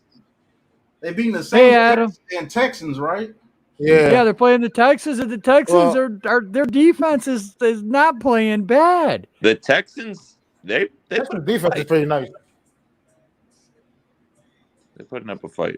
Yeah, but he's also hanging in here with Christian McCaffrey. You know what I mean? He's been out since pretty much since the first quarter, right? Yeah. Or the second. McCaffrey been gone. Yeah, he pulled. Yeah, since like the first quarter. Hamstring too, so he's going to be out. 3 to 4 weeks. Man, I mean, just picked up his backup and everyone on my leaves. you know who that hurts though? You know who that hurts? CMC getting hurt right now? Saquon Barkley. Because guess what? That's why you don't pay a running back that much money. Yes. Oh, Yeah. Saquon Barkley is not getting top tier running back. I think the running back market is going to fall so bad unless we're the ones that give Saquon Barkley a top tier contract. I don't see running backs getting 16 and 17 million anymore. But you're about a team who they stuck. I mean, I'm not saying Saquon's like Eli in any respect, but that's what our organization does. Oh, we like you, and we feel this debt. We owe you this debt. So here's all this money. Here's this. Here's that. Even though they don't deserve it. So. And that's right, Durant. And I mean, if you look at Sanchez, he went to the AFC Championship game 2 years in a row. Oh yeah. You know, Sanchez got the rawest deal out of all of them. Yeah, Sanchez, after they let Rex Ryan go, it was a wrap. He was a great college quarterback, Mark Sanchez. After the butt fumble, it was a wrap, bro. Yeah, Sanchez, I mean, then they brought in Tim Tebow and all that crazy stuff. Oh, man. That was crazy. That was Geno. Didn't Mike Vick go there for a little bit? Yeah. Geno Smith was there I've too. been saying that Jaden since last Thursday after we lost the game. I think we ought to trade Peppers for an offensive lineman, a right tackle, or maybe we can get a pass rusher and give up a 5th round pick or something. I'm gonna tell you this again, Joe. What the hell is somebody gonna give us for Peppers? What about you know what? Team's needy. Guys are getting injured, man. I mean, Carolina just lost J.C. Horn. Yeah, you think he can replace J.C. Horns? I didn't say that. I'm just saying teams are desperate, man. Desperate times. There's not a safety in the league somebody will give. Look at. Listen, Washington's stupid. He does, Adam. Washington really does. Yep. Washington's stupid. Ours paid freaking what's his name $80 million. I mean, there's a GM out there. It only takes one. They got him on a free agent market. They didn't give up draft picks to give. No, they didn't. But it only takes one guy, one GM out of 31. That guy from the Washington football team is an ass. You know, same guy that paid Adam Archuleta all that money and made him the highest paid safety in the league at one point. If Bill O'Brien was still in the Texans, I'd tell you it'd be him that would want Peppers, but he's not here no more. So I don't see where he can go. I just don't see where he can go. What about Evan Ingram for a solid O-line / edge rusher? I'd go for that. Somebody want to take this question that Adam posed? How do the Jags get a prime? Like what game do they? Because of Goldilocks. Because of Goldilocks. What's the game? They got the number 1 draft pick. People are going to want to see that. They're going to want to see what he does. And he's a good quarterback. It just oh my God. I'm sorry, Rick. Adam should be a motivational speaker for the team. I don't know about the coach. He can go in there and get him fired up right before the game and then halftime. That'd be a shame if the Jaguars don't help develop Trevor Lawrence into a good quarterback. Because there you go, Jaden. We'll get rid of Slayton, Peppers, and Ingram. We'll get somebody for that package. That's true. Slayton, Peppers, and Ingram. Give us Penny Sewell. Yeah. Yeah, right. He looks. Penny Sewell looks really good.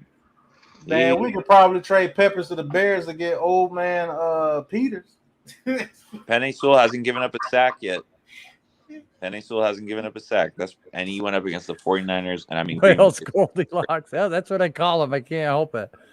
Yeah, Prince Charles. He did not get. What other rookies have impressed you guys? Is there any rookies across like the league that you guys have been like, wow, he's been? Well, considering the way Jamar Chase struggled all preseason and everybody was counting him out, I'm pretty impressed with his ball. Pretty impressed with his first couple of weeks. Absolutely. Kyle Pitts. I really can't tell you a rookie that's just like stood out. But I'll tell you what, Lou, I'll be I'm right optimistic. Back, all right. I'm optimistic about covering Kyle Pitts because these guys cover Evan Ingram in practice all week long. True. Yeah.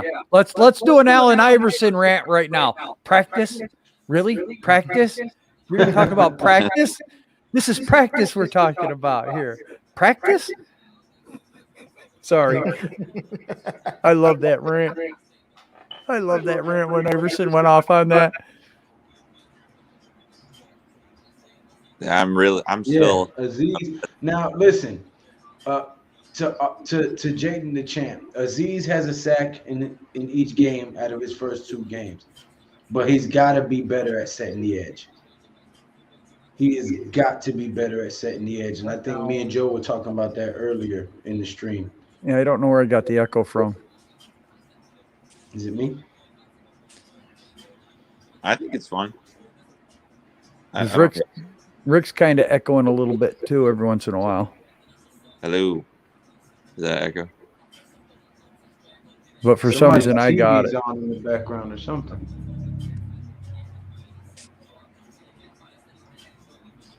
You hear a TV? I hear radio or something. It might be Pat. Somebody's watching the game, man. I got the game on, but it's in my ear. It might be. It's probably Pat.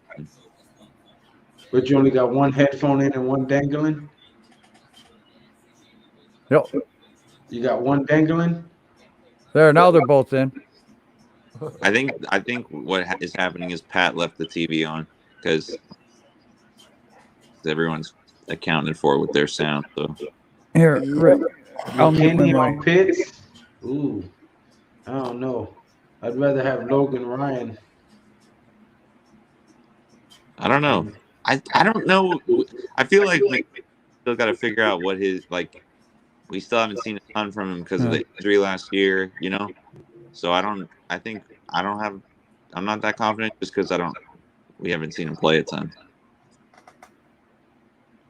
Well, so far he leads the team in sacks. I wouldn't say he's the best player on defense right now. The thing about those sacks, though, what we were gonna say is they also don't come. They come at times when like it's not crucial that we get the sack either. Right, it's not a clutch sack. They come at like the beginning of the game, and it's good that he's getting sacked, but now it's time for him to try to make that contribution, like in the fourth quarter or on third down. You know what I mean? So what's going on, Adam? Or Adam field and scream at the players. Adam. I don't think the players would be scared of Adam. Giants. Oh man, Adam didn't turn you into the muscle. Oh man. You know, that was the big thing that I was so afraid of giving Leo that money. I would still have to say, even though he's had a poor outing the first 2 weeks, I would still have to say it's Blake Martinez,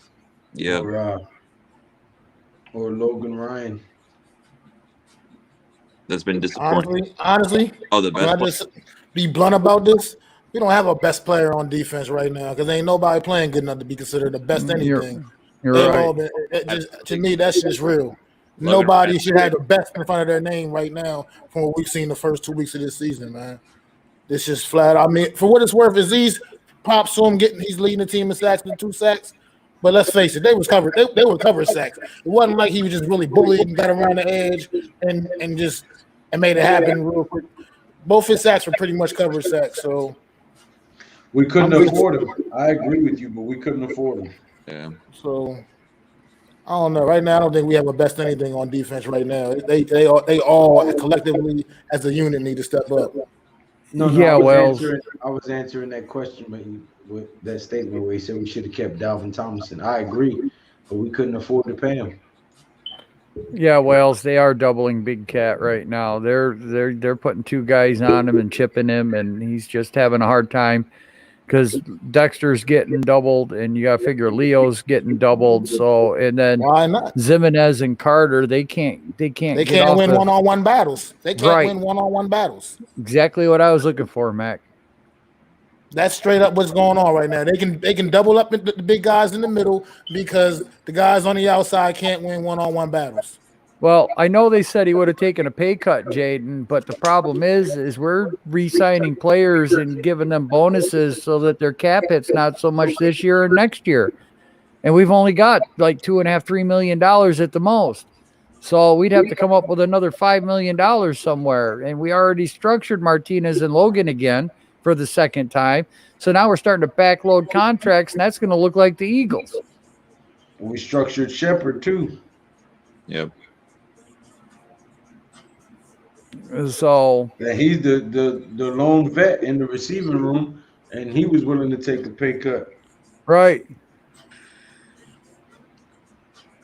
I mean, we know that these guys want to play for the team. We know the guys that are coming to New York to play for Judge.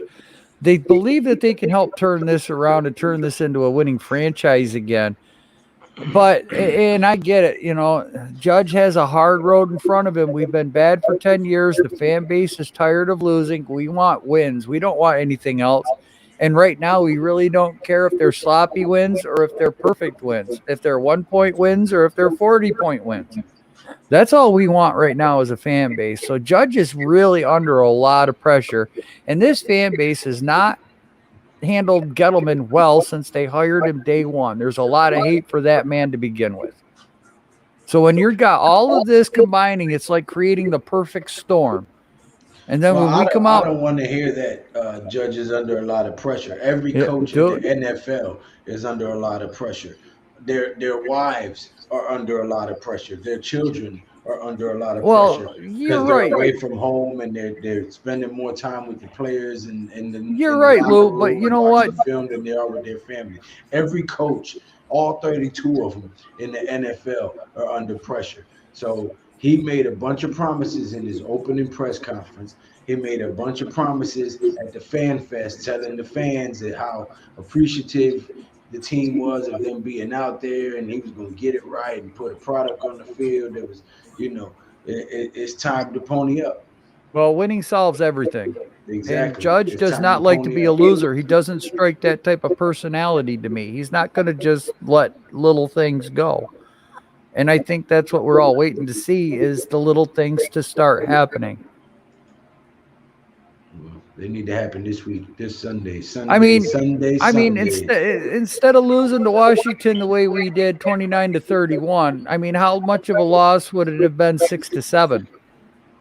How much different would that have been? Well, then the defense would have at least showed up if the loss was 6-7, and it would have been a little bit easier to stomach than what we were left with in week one. Okay, what? I wouldn't be satisfied with our offense only scoring 7 points. That's where I wouldn't. But I said that's where I was going to go. I wouldn't be satisfied, but I said it would be a little bit easier to stomach, but it still wouldn't be acceptable. That's where I was going to go, Mac. It's like, okay, yeah, we only scored 6 points. Wow. I mean, yeah, okay, we need to change that real quick. We'd be talking about Daniel Jones. We only scored 6 points in week one. That touchdown in the last quarter was garbage. That was just garbage. I know it was. That was bad. I know it was. One, we scored 6 points. But the other team scored 33, 35, whatever the hell it was. Should have had 45. 50, honestly. Yeah. We left a lot of points on the board in week one. A lot of points on the board. So we did a lot of stupid stuff. Absolutely. Just kill drives the whole game. Yeah. I'm not going to lie. Carolina's defense is like putting a lot of heat on that pressure. Wow. Carolina's defense has put the league on notice. Straight up. What are we got to do to look like that? Because they're only sending like 4, 5, maybe. But wow, are they getting home? I'm just watching the defense. They have that kid they took, I think in the 2020 draft, Derek Brown out of Auburn, that big guy. Yep. That was our Dalvin Tomlinson. So I mean, Tunsil's looking like a turnstile right now. Got to sign Reddick and free agency this year, past season. So and that really nice. Jeremy Chin can come off the edge and blitz. So. Wow, Carolina 3-0 without seems crazy, right? Who predicted that?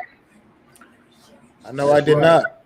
Didn't see it coming. I knew they were going to be an improved team, but I didn't see it quite like that. Absolutely correct. If the Giants start winning, we all happy fans again. Damn straight. Yep. You see all these Giants clothes? You see all these hats and shirts that I have on the different videos? You think I spend my hard-earned money? I can't tell you the amount of money I spent on Giants gear. Yeah, I definitely can't go there. You know what I'm saying? So it's like, I'm nowhere near license plate guys category, but I've spent quite a bit of my hard-earned money on Giants memorabilia and just in equipment. hats alone for me is just crazy. Here's a question for you guys. How did you guys feel about the article about us being rated like fair weather? We were like fair weather. Reed, I think you're the one with the issue. Yeah, something's going on. It's everybody on my side. Do what now? The echo is like everyone's echoing. Right. No, Joel sounds fine. I sound fine. What were you saying about the question? What was the question? It was about the article where we were like one of the most fair weather fans. Oh, yeah. Well, Who said you know that? what? That's just clickbait. He's got Who the nothing hell to said write that? about. Are you kidding me? That's a joke. Fair I'm down weather with this fan. squad. I think No matter Washington Bay were like the top. That's what happens when you get a Dallas Cowboy beat writer that has to write for the Giants. Okay, that's the kind of articles you're gonna get. That's garbage. Right, hot garbage. Yo. Well, you got 2 minutes to go, and it's 24-9. Carolina winning. Oh, they in victory formation. Oh man, It's a wrap. And hey, a couple rushing touchdowns. he could be a Philly beat writer, Duran. I don't know. It's one of them two. I don't know. It's crazy. We can never say that about Giant fans, man. Look at these last 10 years. You gonna say that about Giant fans after what we've been through these last 10 years? Man, You kidding me? I want to know how we're fair weather fans when like Mac started a channel, Lou started a channel, I started a channel, Big Pat started a channel. A lot of us new guys started a channel in a losing season. Yeah. All right, we haven't won a game. We haven't been good, but we're all still here. We're all still talking. We still try to pump out content. We call games. We have live feeds so that we can discuss this. You know, but we're fair weather fans. This guy needs to watch YouTube a little bit more. Yeah. These are therapy sessions. This is not a fair weather fan base. Yeah, therapy. When do we start collecting our fee, Lou? $300 an hour laying on somebody's couch. Yeah, well, I need a job like that. I can tell anybody to get a set and go man up and re-sign your man card. Let's go and do this. If Giants won a lot of games, we'd be mad. Mad with joy. There is something to say about that, because as a truck driver, I've been to all 48 states, and I've had layovers in all 48 states, and I've talked to a lot of people. And I went out to Seattle one time, and I got stuck out there for 3 days. And I was talking to some football fans out there, and he's like, "Well, what's your team?" I said, "The Giants." I said, "Yeah, we stink. We're not good. We got a lot to build." And he goes, "Yeah, but you know what?" He says, "At least you stink." Okay, I'm sitting here in Seattle. We went to 2 Super Bowls back to back. We got a really good quarterback. We win games during the regular season, but when it comes to a playoff game or whatever, we get blown out in the first or second round. We can't make it to the NFC Championship game anymore. We can't make it to the Super Bowl. So when we're sitting here going 10-6, 11-5, 12-4, and then we're in the playoff berth, and then we lose, you know what? It gets kind of frustrating, and we're kind of tired of that.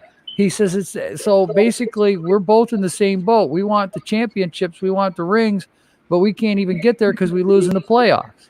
So there is something to what he said when it comes to that, when you're winning, but you really want to win. Yeah, bottom line, we need wins. We need W's. Right. I want to be back in the playoffs cheering.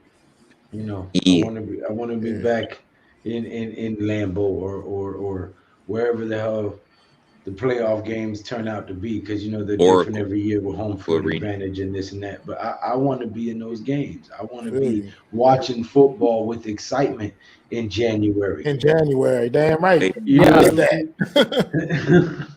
I miss that. I miss being able to watch Big Blue in January, getting it in, because when we get there, we usually make it happen. 2016 with that boat trip and all that, receivers dropping everything in that game. But Otherwise, when we get there, we usually make things happen. We make noise in January. You know what I mean? People don't want to see the New York Giants in January usually. I got a random question for you guys. It has something to do with football, but not Giants football. I was watching some highlights yesterday of a player who's a little before my time. I never saw him actually play, but I was wondering if you guys had any memories of watching Brian Dawkins play. Oh, I hated Brian Dawkins. Yeah. Why would you? I hated Brian Dawkins. Why would you want to bring that up in the Giant stream? This is why I just stumbled on some highlights. Weapon X was the truth, boy. Even when he went to the Broncos, he was the truth. When they put him in their ring of fame, in their ring of fame honor or whatever, I was there that night up in Philly at that game, man. The Eagles beat us by a couple of points at the end on some craziness. Right. Another one of those crazy Eagle Giant games. That saying like, hey, Brian Dawkins, for what it's worth, man, he was the man though. He got it in, man, on the field. He's definitely one of the best safeties ever do it, man.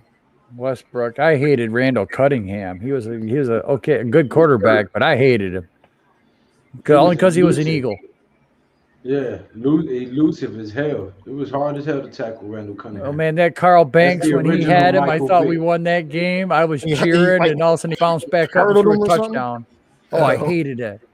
Yeah, Randall Cunningham kill me, buddy. That's just like that damn movie Invincible. I burn that. If I can find copies of that, I burn them. The Eagles, period, man. There's something about that damn team, man. Like, well, I don't know why we can't seem to ever just consistently beat these jokers, man. Like they just like just that thorn in your side. Just won't ever. You can't that splinter you can't pull out. Man. Oh, we're gonna sweep them this year. Ed Carmichael. We've lost our only division game for the season, and I'm sticking to that. We're going to sweep Dallas, we're going to sweep Philly, and we split with Washington. I said that in the offseason, and I'm sticking by it until I'm proven wrong. Having to listen to that man after he beat the Giants and they went to the Super Bowl. Oh my God. Man, I was another one. That one. I was born, but not like, you know what I mean, understanding yet. Back in those times. What you talking about? You went a little bit past me. Well, like I said, the thing is, I watched in the 80s, okay? I mean, these guys would walk off the field and they'd look at the reporter and say, I can't stand that. You know? That's what they said to the reporter. And the reporter would be like, yeah, there's hatred brewing still between the Eagles and Giants. They wouldn't sit there in quotations and go, yeah, so-and-so said that he hates this.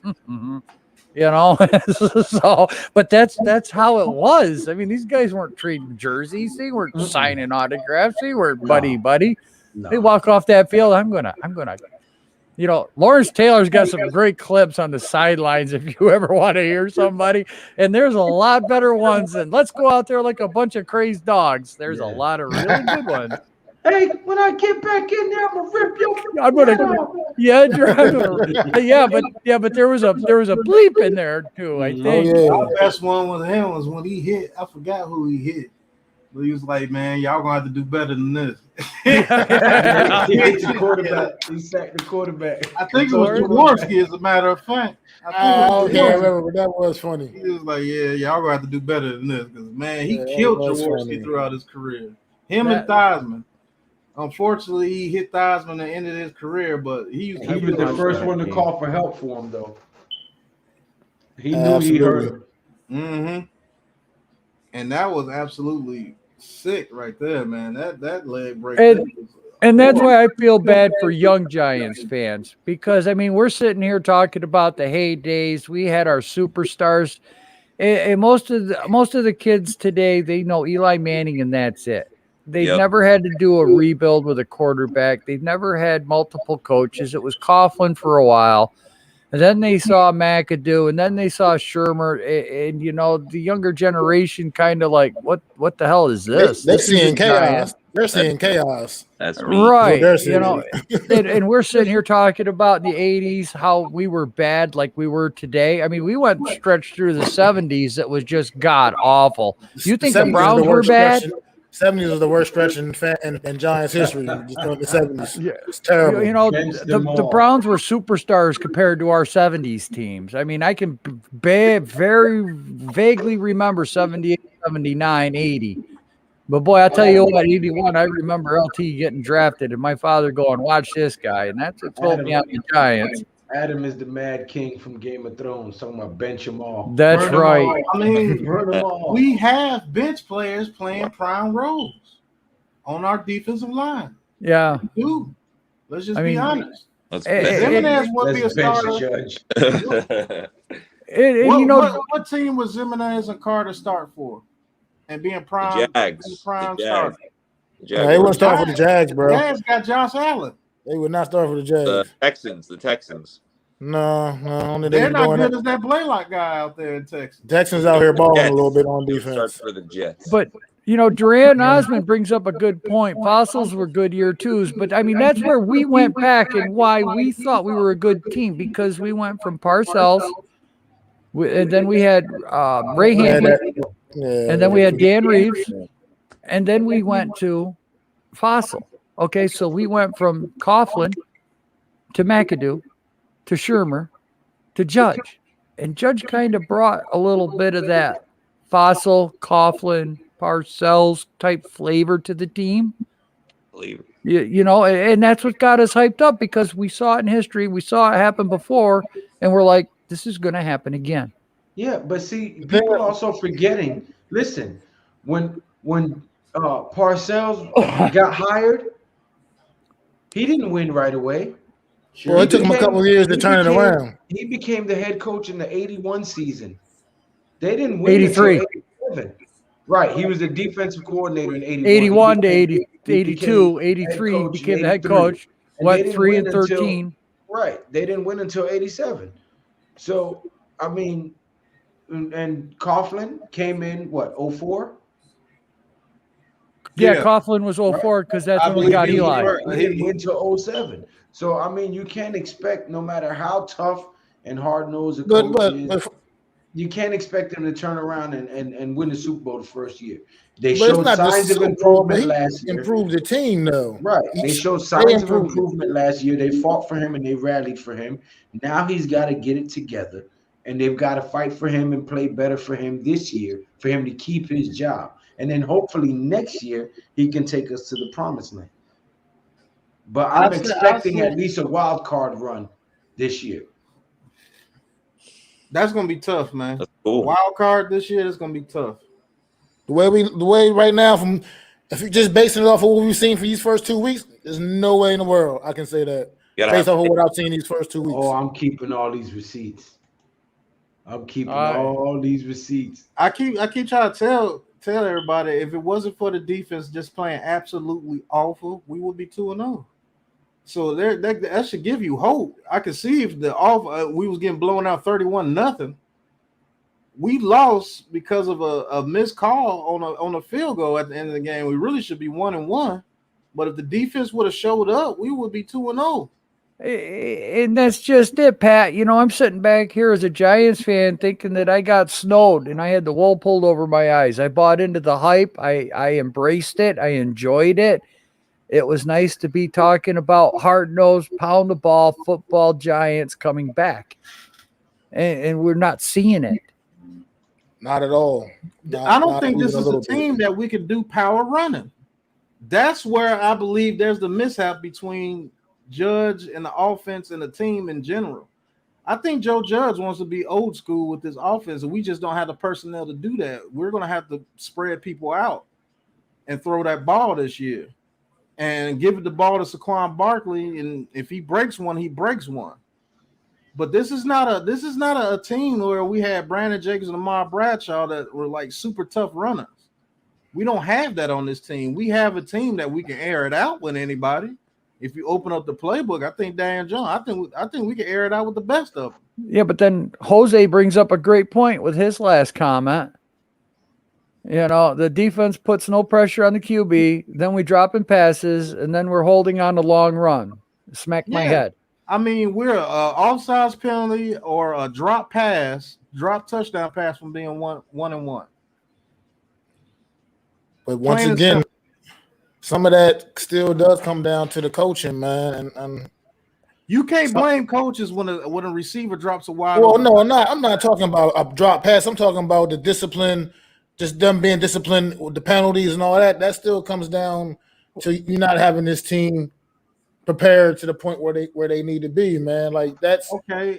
He promised this he promised this in his opening press conference. All this shit he was talking about. He was like, I'm going to coach these players to their strengths. I'm not going to coach them on what they can't do. I want them to what they can do. You know what I mean? Well, then I'm not seeing that. I'm still not fully seeing that. Like I'm waiting to truly see all that bust out and all that come. It's like old school selling wolf tickets, man. You know what I mean? Well, the players have to get out of themselves, get out of their heads. You can't force a lineman not to go false start. Who was the coach the last time the Giants played the Bills? Was that Shermer? It was Shermer. Okay, do you guys remember what Shermer said to win that game? We have to be disciplined, and Buffalo's going to explode on themselves and create penalties, and that's how we're going to get our yardage and our first downs at the end of the game. And we went in and beat Buffalo. As a matter of fact, that was Eli's last start. Well, before Daniel Jones got injured. That just shows you what disciplined football can do for your team. We were not picked to win that game. But because of that game plan going in there, not committing a holding penalty, not committing an offsides penalty, not committing a false start, that's how we won that game, was through discipline. I said that too, Honey Badger. We don't have a leader on the offensive side. We don't. Not at all. Well, I think Kenny Golladay just stepped up and might have took that position last week. He's going to have at the coach. He's going to have to. Because Daniel Jones is not a vocal leader like how Eli was. He wasn't a vocal leader, but Eli showed it in his smarts. Like he was one of the smartest quarterbacks in the league. Daniel Jones is not going to be a leader for this team like that. Saquon Barkley, sorry, he's not a leader. He's a weapon. None of our offensive line is going to be a leader. The closest thing we had to a leader offensive line was Gates. So who's going to step up and hold people accountable? I think Galladay is going to have to step up and take that role. He's the only one I can feel that can step up and take that role, and people will respond. He's the only one. Who got to start producing before they follow him, though? Huh? I was just going. He's gonna have to start producing before they'll follow him, though. Okay, well, get him the ball. Fact. I mean, it did throw 8 targets last week, but most of the targets he was covered. It wasn't like nothing they ran for him. No, but yeah, that's another thing I wanted to touch on. I'm glad you said that. He was covered, but they didn't throw the ball in the right spot. He's your big man. Throw it up. Let him go high pointing. Why are we not doing back shoulder throws to him? I don't understand. There you go. One-on-one coverage, throw him a back shoulder. Let him make a play. There you go. Throw him a screen. Let him draw them defenders down. Against the Broncos, when he threw that ball across the middle and it was behind him, he went up and snatched it from that DB. He can do things like that. Use him like he's supposed to be used. Tudo. But nah, Jaden, real quick. I know Eli last game was against the Dolphins, man. I'm not tripping. I meant to say that was like his last game before they went to Daniel Jones, man. Right. That Buffalo game. That's what I meant. I know his actual last game was against the Dolphins. Yeah, when we had Jennings at running back when we beat them. No, Jennings. This was Daniel Jones rookie season. Well, we didn't beat Buffalo that year. I know. I didn't say we beat them. That was Eli's last game before they went to Daniel Jones. Right. We didn't beat. Buffalo came in there and dogged us, I believe. I thought we beat the Buffalo on that game. No, Buffalo beat the game was so Saquon Barkley made that good run, but we got beat that game. Are you sure? Positive. That was Eli's last start before they went to Daniel Jones. After that, that's when Daniel Jones played that game against Tampa the next week when he had the big game, his first game. Yep. It was week 3 because that Buffalo game was week 2. Eli only started those first 2 games against Dallas and Buffalo that season. Ooh, J.C. Horn broke some bones. Then once Daniel Jones got hurt, he played a couple more games later in the season. His last game was against Miami. We won that game. J.C. Horn broke bones in his foot. Oh, we definitely lost to Buffalo that game, man.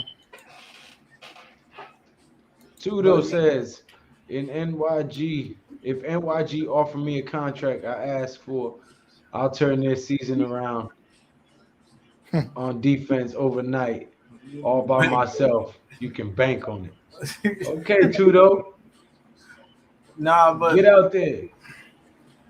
discipline, man. You can teach discipline all freaking day, but it's up to those players to go out there and put it on the field. You can't stop somebody from going a false start. I'm sorry. If they're not disciplined enough to know the snap count, that's on the players. That's not on Joe Judge, man. Things like that, that's not on Joe Judge, man. I'm sorry. I'm Joe Judge. I'm a realist. If you're an offensive line, you know the snap count, you should not be going false start. And it happens every time we get ready to score. It's like they got anxiety or something. It's like they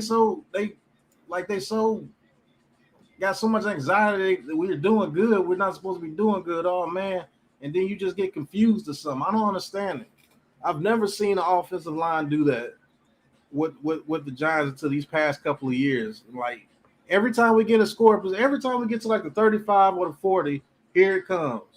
Somebody does something dumb, offsides, or what are you doing on my chat, Tudo? Get out there and put your Giants helmet on and go practice. Right.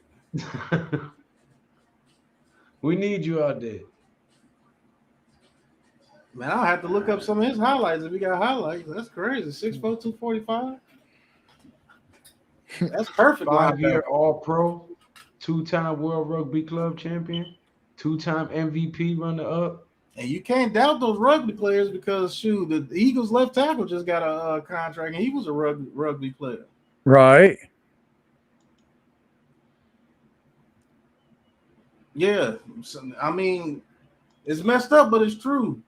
Well, yeah, but the refs find a way to do it too. If you go back and watch the video I made, I think day before yesterday, if you go back and watch for the last, I think, 8 seasons, there's not a game where the refs have not taken the touchdown away from us, called a bad fumble, a bad pick, a bad game-changing play in every game.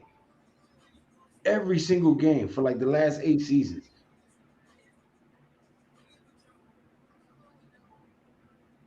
Oh, yeah, I got nothing to say now? I mean, that's true. That is true. I mean, that's straight to the point. We only got a couple more days. Yeah, I only got a couple more minutes. Well, look, man, how y'all feel, man, about Eli Day, man? They better go out there and represent on Eli Day, man. That's all I gotta say about that, man. They go out there and lose on Eli Day, man. It's gonna be some fire and brimstone on my aftermath stream. I'm just let you know that right now. It's gonna be fire and brimstone, bro. If they lose on Eli Day.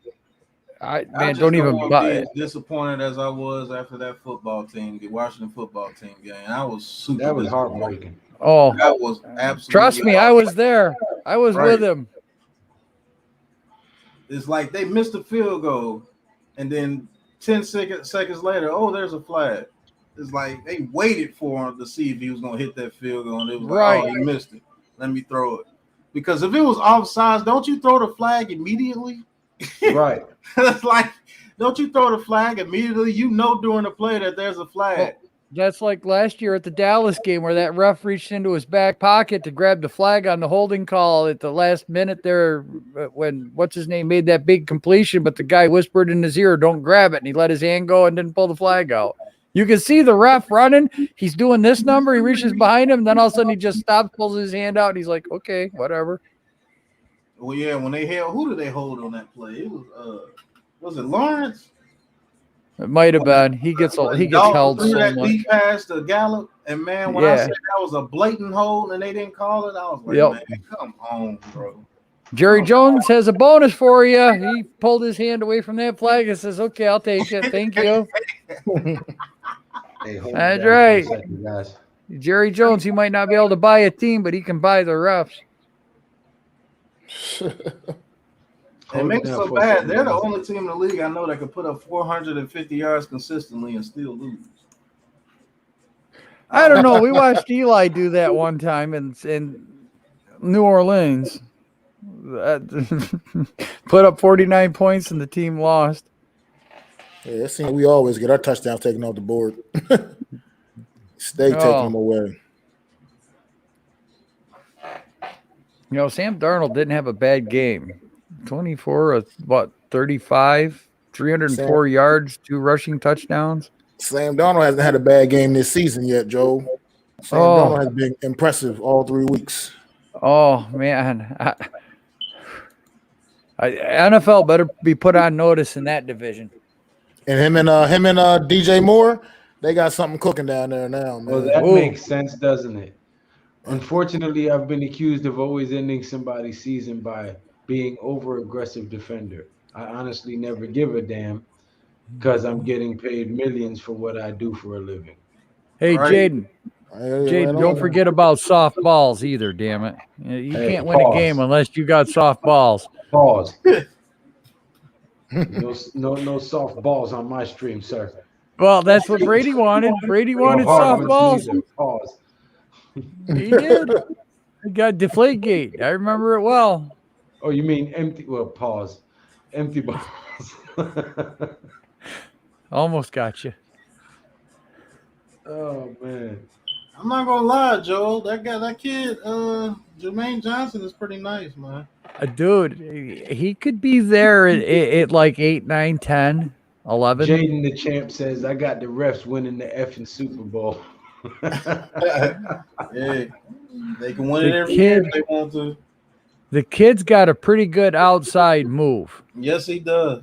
If he can learn how to swipe hands with that and then bring that to the inside, he would be a very lethal defensive edge rusher.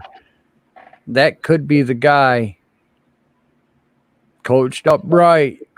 He's got the size. He's 6'5", 265 pounds. Mm-hmm. So if he can put on another 5-8 pounds of muscle, and keep that speed, he's got a good bend off the edge. I'm not gonna lie, him on the other side of Ojulari, I would like that. Right. Like, cause he looks the part as well. Right. I saw him week 1 when they went up against Notre Dame. I'm like, who is this kid? And he was ACC Player of the Week that week too on a losing game. Okay, Jose says, if DJ isn't the guy, what y'all doing, Lube, Mac, Joe, Pat? I want to hear what everyone has to say if this happens. I don't believe it happens, but if DJ is not the guy, either you trade for Deshaun Watson, or now I don't think Russell Wilson is going to leave Seattle, but either you trade for Deshaun Watson, I believe his value will be lowered after him not playing this year. So you might be able to get him for a first round and 2 third rounders, which we have. Let's keep our first round, one of our first rounders. I don't want to draft a quarterback every year until we find the guy. Right. So if you're gonna, I don't like any of the kids coming out of this class. Okay. I don't like Howell from North Carolina. I don't like the Nevada quarterback. Only quarterback that I would like is the guy from Liberty, Malik Willis. Yeah, but he might go 1. I mean, because Rattler's not it either. He's got an attitude, and he doesn't play. I don't like the way he plays. I don't either. So I mean, you want it realistically. I mean, you're going to have to look. I mean, look at the Giants with Herbert. They went out there 2 years before he was eligible to watch him play. He was on their radar. They wanted him to come out early, but he didn't do it. He wanted to play football with his brother at Oregon. He played a year at Oregon with his brother and then came out. Y'all might laugh at me. You can go ahead and laugh at me, but I'm Garoppolo's going to be available. You might be able to get him for $8 million a year. We might be able to get that under budget, but there's no way that we can afford $40 million right now for a quarterback when we only have $3 million. Keep Daniel another year. Maybe something lights a fire under his butt if he's got some serious competition to come into. Here's another thing too, Joe. If the Raiders don't play up to standard this year and they bomb again, we can try to get Derek Carr too. There's another one. I think Derek Carr will be dynamite with this team. You know, that's not a bad option. The way Derek Carr playing, I can't see him getting out of Vegas right about now, man. The way he's playing, man. He's playing like a legit top 10 quarterback, man. Legit. But I mean, who else is out there in a quarterback that you would, you know, because you could get Garoppolo for 2 or 3 years. Okay, you play 1 year with him and Jones, and now you got to wait another year to get your quarterback. If Jones doesn't develop on his 4th year, you might get a 3rd or 4th round pick for Jones. And now you got to use draft capital because are we even going to have 2 number ones that following year to trade up to? How bad is our record going to be? Because if we got Garoppolo and Jones and we're 500 ball club, you know, we're still picking in 12 to 14, 16 range, somewhere in there, 10, you know. So you're going to have to give up a couple more 1st round picks to move up to number 1 or number 2 to go get a quarterback. So now you lost your future. If you have no future, that you're man, this could be a hot mess if Jones doesn't work out. Mm-hmm. I mean, it could be because I really don't think this team right now can afford to draft another young quarterback and we'll have to wait for another young quarterback to try to develop.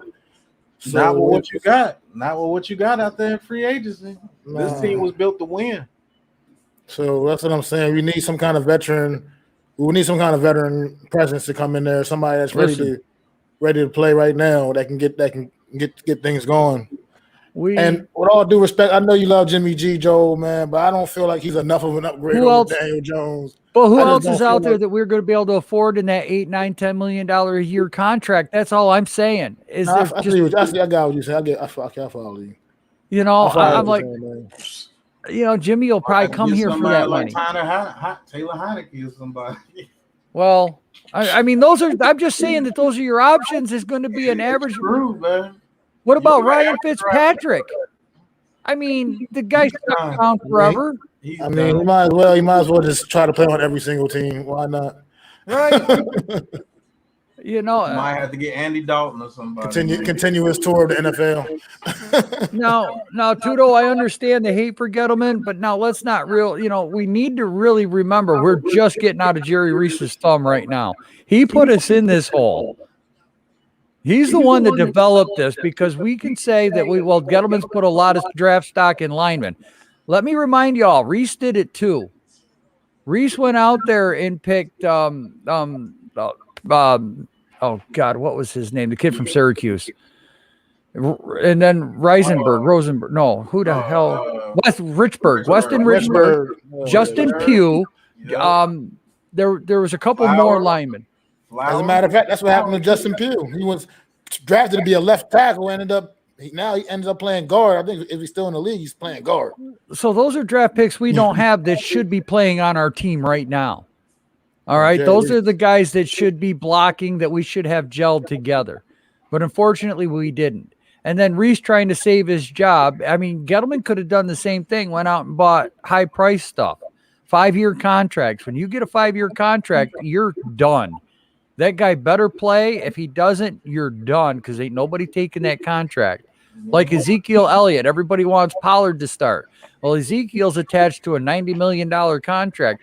Who wants to pay a running back after C-Mac just got hurt? And we just talked about you don't pay a running back high-price money because of that. So now Dallas is stuck with Zeke's contract for another 2 or 3 years, which means their defense is going to stay in the dumper for a while, and they're just going to have to keep working on that offense. That's the only chance they really have if you think about it. I mean, honest football. Where else are you going to go?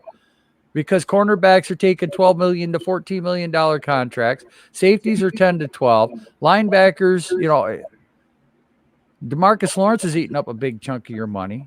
Guys, you got to start re-signing. Not to mention if Andrew Thomas ends up panning out the way he keeps ascending the way he is and gets better, left tackles get paid, man. Left tackles there's another $22 million a year contract. So yeah, so man, we got some money decisions coming up. But I do know Lorenzo Carter, Zimenez, Slayton, all those guys need to be off this team next year. I'm fine with I'm fine if we're not trotting O'Shane Zimenez and Lorenzo Carter out that tunnel next season. I'm perfectly fine with that. With you. If Saquon, if you see that Saquon is not going to get back to Saquon, you might need to trade him next year and try to get something for him. Well, but he's not going to get that. Even if he comes back in balls, I still don't think he gets that contract like Ezekiel Elliott. At least not from us. At least not from us, man. Because I hate like hell losing him. I mean, he's still young, but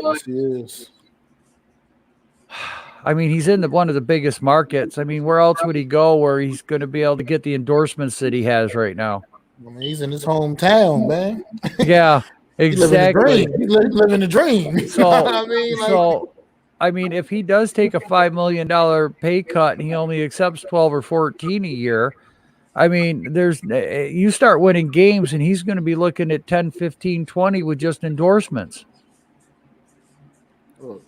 I just got this. I mean, I got the feeling, man. Saquon Barkley is going to do the damn thing this week. This is going to be the week. I hope going to break up out of this a little bit and start looking like Saquon Barkley again, man. I just got this feeling, man. This is the defense to do it against.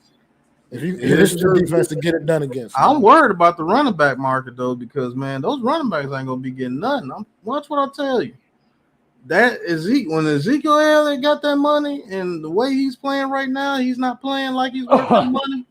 Right. Who's gonna give running backs 15 to 16 million now? And then on the other side of the switch, let's look at what happened to Baltimore. They went through 5 running backs. Could you imagine if they were paying that kind of money for their running backs and they went through 4 of them with tear ACLs? And guess what? That 4th running back, Williams, who they had on the practice squad, is playing dynamite. Right. So guess what? Those guys that got hurt coming back next year, if they want some money, nope. We got Williams. See you. All this extra money coming, you think that means the only thing that's going to mean is receivers are going to get paid more, quarterbacks are going to get paid more, and defensive linemen and offensive linemen are going to get paid more. Right. Safeties, they're going to continue to get paid what they've been getting paid. But, man, that running back position, I believe that's the position that's just going to get phased. Because I'll tell you right now, I would love to have that backup running back for the Vikings, Madison or whatever his name is that comes back behind Cook. It's like they don't lose nothing when he comes in. That kid runs hard. And you could get him for about $4 million next year. And he can actually be a star given a chance. Just like Connor with Pittsburgh. You think they're going to give Connor money? No. He had some good years. No, because they got what's his name from Alabama. He's ready to take over. I could go draft one. I could go draft one in Arizona. Yeah, Connor's out in Arizona. Well, look at how long it took Pittsburgh to sign what's his name, and then he sat out for a year because Pittsburgh didn't want. They didn't pay. Yeah, Bill. They didn't take. They didn't. And that's what really messed up the running back market. Le'Veon Bell going to the Jets and didn't do a thing. Now look at him. He's barely in the league now. He's in the Ravens practice squad. And we can go back into time, too, because we've all seen really good running backs. I mean, there's a couple that definitely deserved it, like Sweetness deserved his money. Barry Sanders deserved his money. I mean, you can go into the greats, but, if you want to talk about a running back that was good for 2 or 3 years, I mean, look at the Nigeria Nightmare, Christian Okoye. He was a damn good power running back. He was a big friggin' man. And there were a lot of other running backs like that. They got 2 or 3 years out of them. Their knees, their legs went.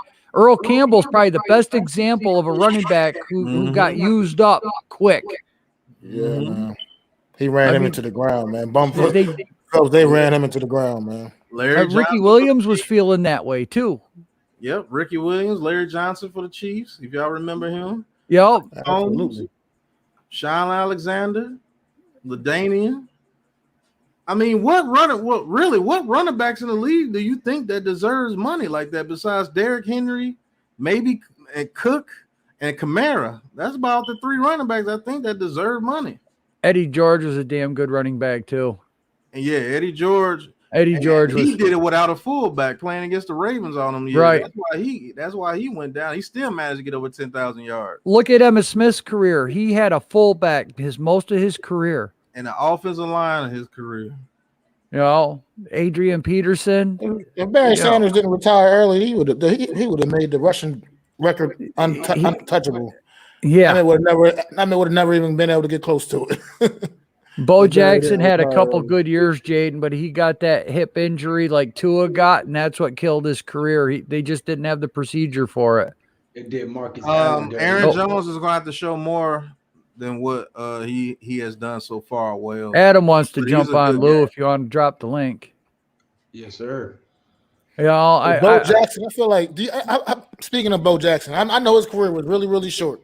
It really was, but that little short period of his career, he was absolutely, undoubtedly the most dominant running back in the game of football for that period that he played.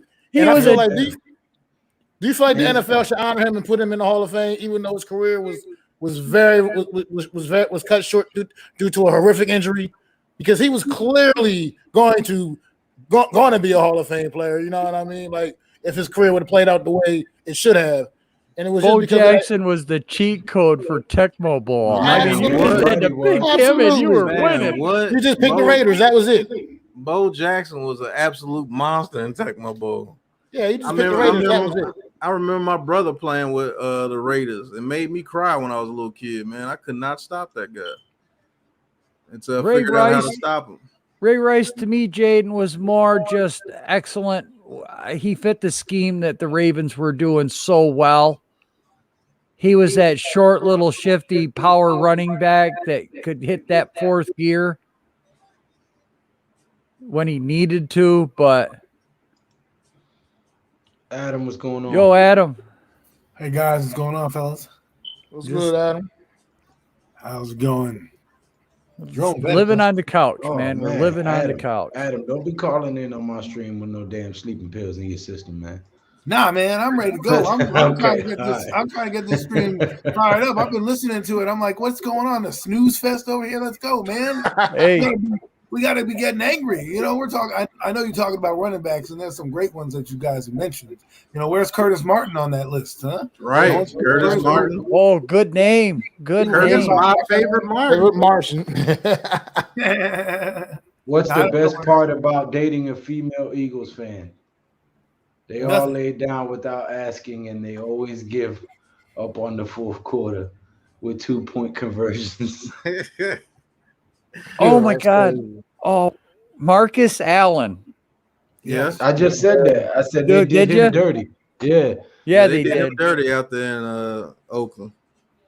Well, they were Los Angeles at the time. Al Davis didn't like him. Nope. But Marcus Allen was a dog, and when he went to the Chiefs, he still balled.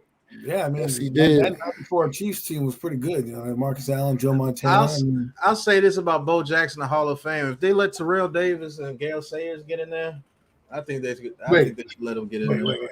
Gale Sayers is different than Terrell Davis. Terrell Davis, while he was good, is no Gale Sayers. Gale Sayers was revolutionary in what he was doing at the time. Absolutely. Yeah. Right? And if it wasn't for his knee injuries, he'd probably have more yards than he had now. Now, granted, I like Terrell Davis, but he had one good season where it was 2,000 yards. Yes, he was a Super Bowl MVP, but I don't believe he should be in the Hall of Fame. That is the most. That's me. Where's Tiki Barber then? Well, that's like my point. What I was just saying about Bo Jackson. You got Terrell Davis in the Hall of Fame, and Bo Jackson should be in the Hall of Fame. That's like the Diesel, John Riggins. They let Terrell in. He had a rotten career to start out, retired. Well, he's on NFL Network, so they probably schmoozed it up with the right people on the NFL side, and he's in the game. I mean, Kurt Warner, I don't believe he's a Hall of Famer either, but they put him in. Next thing you know, Tony Romo's going to be in the Hall of Fame, and then I'm going to melt down the whole building. Well, shit, who? Kurt Warner took 2 different teams to the Super Bowl, though. Yeah, but I understand that, but to me, you know, it doesn't mean he's. I wouldn't say he was in the league long enough to be a Hall of Famer, is what I'm saying. Oh. He came in like a meteor, went to the top, won 1 Super Bowl, right? There's a lot of guys who went to a couple Super Bowls and only won 1. Doesn't mean we make him a Hall of Famer. Now, I get granted, Kurt Warner did do some stuff with that Greatest Show on Turf. I mean, let's be honest; they got 3 guys on that team that were lightning. You know, you had Isaac Bruce, Marshall Falk, and Torrey Holt, and not to mention Isaiah Zakeem. I mean, you and I could throw to those guys and be Hall of Famers. Isaiah Hakeem. Yeah, they were the Autobahn before they became the Autobahn, man. That team. Now, if Kurt Warner won the Super Bowl with the Cardinals, I would have definitely put him in Canton, no doubt about it. But because he lost that game, that's where I'm like, okay, I like what he did with the Cardinals. And Larry, no fault of his own, though. He Larry Fitzgerald. Larry Fitzgerald was the man in that game, but Kurt Warner threw a pick to James Harrison. Let's not forget it. Larry Fitzgerald in that playoffs is still the greatest performances by a receiver in the playoffs ever. When I say that dude, I'm talking about that whole playoffs, Larry Fitzgerald, that whole playoffs. Yes. He went absolutely bonkers that whole playoffs. He went nuts. That was supposed to be our spot. That was supposed to be our spot, by the way. We were supposed to be in the bowl that year, by the way. We would have won. We would have won that Super Bowl too. Yeah. But I mean, you know, we were supposed to be there. We choked on the Eagles, you know, with no Plaxico Burress, and Eli Manning decided to have a clunker of a game. You know, it changed everything. I mean, I was interning for the Giants at that time, so I was at that game. Well, Dom Nixon dropped a wide open touchdown pass too in that game. That was yes. I mean, but you know, Dominic was a bum. You know, well, he was like a Darius Slayton. He was a guy that came out of nowhere, had a few good games, make a splash, and all of a sudden he's gone. And then when you like you said, 1-on-1, 87's wide open for a touchdown. That's a walk-in touchdown right through his chest plate. Not even his hand. Absolutely. It went through his chest plate. Like it hit him in the chest and fell to the floor. That's called bum. That's a bum. I truly believe if Plaxico Burress didn't shoot himself and we had a dynasty. Yeah, we were the best team in the league that year by far. Yeah, we had 2,000-yard receivers. Running backs. And if the receivers would have showed up in that Packers game the last time we made the playoffs, I think Eli should have 4 rings, man. Jacobs and Ward both rushed for over 1,000 yards, man. 2016 is interesting because Eli Manning really played well in Green Bay. Like that was playoff Eli. Right. He absolutely did. Playoff Eli that game. Did you see the times he was throwing? They got 14 points dropped by Shepard and Beckham. 2 touchdowns dropped. We should have been up like 21-0 on the Packers if they would have just played. Right. If they catch those 2 passes, game's a different story. Man, Eli was so on that game. Was so detrimental, and the media used that shit to their advantage. I think it got in their heads a little bit because they, you know, being young kids, are like, well, we're just partying, not doing anything, not thinking that anything is going bad. The guy I'm not more upset with is Victor Cruz. Why in the hell is your ass on the boat or being caught on the boat? Okay, you're the elder statesman of the group. You're supposed to be like, yo, coach, I have no idea they went on the boat. Meanwhile, I was on the boat. Network. When I say Eli was on that game, he turned to Tavares King and got him in the end zone with that pass. Absolutely. Victor Cruz was on the NFL Network. Will freaking Jai had his best game that game. Right. I'm telling you, if they would have beat the Packers, I think we would have went all the water. Eli was on his shit that game. When I said Eli looked like Aaron Rodgers out here today, just dropping dimes. Beckham, Goldilocks, decides to come out in Lambeau Field with his shirt off to prove nothing. Yeah, I'm tough. I'm a tough guy. Great. Catch the ball, you jerk. Yeah, seriously. Oh, then I'm going to go punch a freaking wall. What does that do? Great job. Now you cost Mara some money because he's got to go fix the stadium because he a dumbass. Right. Hey, speaking of that, I mean, I'm putting some of these names up in the chat. Eli did. For one thing, Eli did do was, man, he turned some pretty no-name tight ends into like decent players. At least while they play for us anyway, man. Like Will Ty, Larry Goodell. I hate him, yo. He was such a you're like, yo, dude, you could be so good. He's flipping over guys. Oh, Jesus. He made him look so good. We miss him. He got Martellus Bennett paid. And Eli got Martellus Bennett paid. Came to play for us. Martellus Bennett was a dog with us.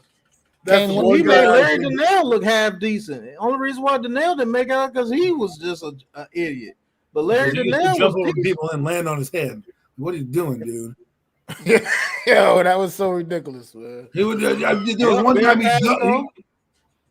Yeah, Bear Pasco was solid, yo. He played solid years. It's funny because I missed you really missed the Tom Coughlin years. All those guys were just tough. You know, they fought, they were scrappy. Now we got a bunch of bitches out there, okay, doing nothing. You know, we can't tackle anybody. They got, you know, we got James Bradbury looking like a bum. He got paid all this money. What the hell happened to him? Adoree Jackson running up all and down the field. McKinney's supposed to be doing good. I don't see shit. That's why earlier when he put up the question about who was the best player on defense, there is no best right now. I can't. Best player. It's no best trash bag. You mean? My God. That's all they are right now is garbage. All we got on defense right now to cheer about is Azeez Ojulari. He's got 2 sacks in 2 games. And that's sad because I like him, but Jesus criminy, man. Like, we need somebody else. Lorenzo Carter, wake the fuck up. Like Lorenzo Carter is going to always be sleepy if you have him as your number 1 pass rusher. Like the thing is, he should be doing what Carter Coughlin's doing, blitzing up the middle, right? Right. Take that big guy and blitz him up the A-gap. Blitz him up the A-gap. Why not? Do something different. The same blitzes aren't working. The only guy getting to the quarterback that's not named Azeez is Jabril Peppers. Is it past your bedtime? What are you doing on our stream, dog? Hey, I can still come. You know. Don't you got school in the morning, man? No, it's like I'm just trying to, but I get there like 7 or 8, so yeah. I guess you're not really kids be up late these days. No, I don't go past 1 though. That's what they always say. Oh, I'm not going past 1 either. Yeah, that's crazy. Crazy. This whole team needs to be benched. If I was the coach, because someone mentioned in the comments, if I was the coach, everybody would be gone. Evan Ingram would have been on the first bus out of this mother. Why are you going? No, because Jaden said, right now. We love who we don't have right now. Evan Ingram. Look at what Jaden said, oh my God, they love him so much. He's gonna be so much, do so much. If he doesn't do shit on Sunday, I'm gonna come on this podcast and I'm gonna murder everyone. Because everyone's telling me how good he is. If he doesn't do shit on Sunday, the wrath of Costas is coming at all of you. I didn't say he was going. I didn't necessarily. I just said. Bro, I was looking at what I said earlier was he's just going to be another player on the field that the defense is going to have to account for. You know what I mean? So that could only help the Giants' offense. I would hope can only help the Giants. At this point, I'm content to know what Evan Ingram is. I know he's a tight end with subpar hands at best, but at the same time, he's still a great athlete. And you got defenses do have to account for him when he's on the field. Yeah, you do got to account for him when he's on the field. What do you call an ugly bird with a huge rear without any feathers in the cage at the zoo? Eagles beaten by Giants. Oh my God. Well, he's Hey, listen, I appreciate you having the heart to come on the stream because you got your little 1-and-1 and you think y'all doing something. But we still gonna sweep y'all, bro. We still gonna sweep y'all. He's here. He's here to get all his information. So then when he makes his stream, he's gonna say, "Look at those Giant fans over there going crazy about how much they, are so good and they're gonna beat us." That's what he's gonna do on his stream. I know. All right. Hey, bro, you talk about the future. Just worry about your. I didn't say you could talk. I didn't say you could talk. That's so fucked up. That's cold right there. Wow, bro, that's mean, D-Nation. I'll put you back on, bro. That's what I like right there. John Young says size of a tight end can move like a wideout, catches like a lineman.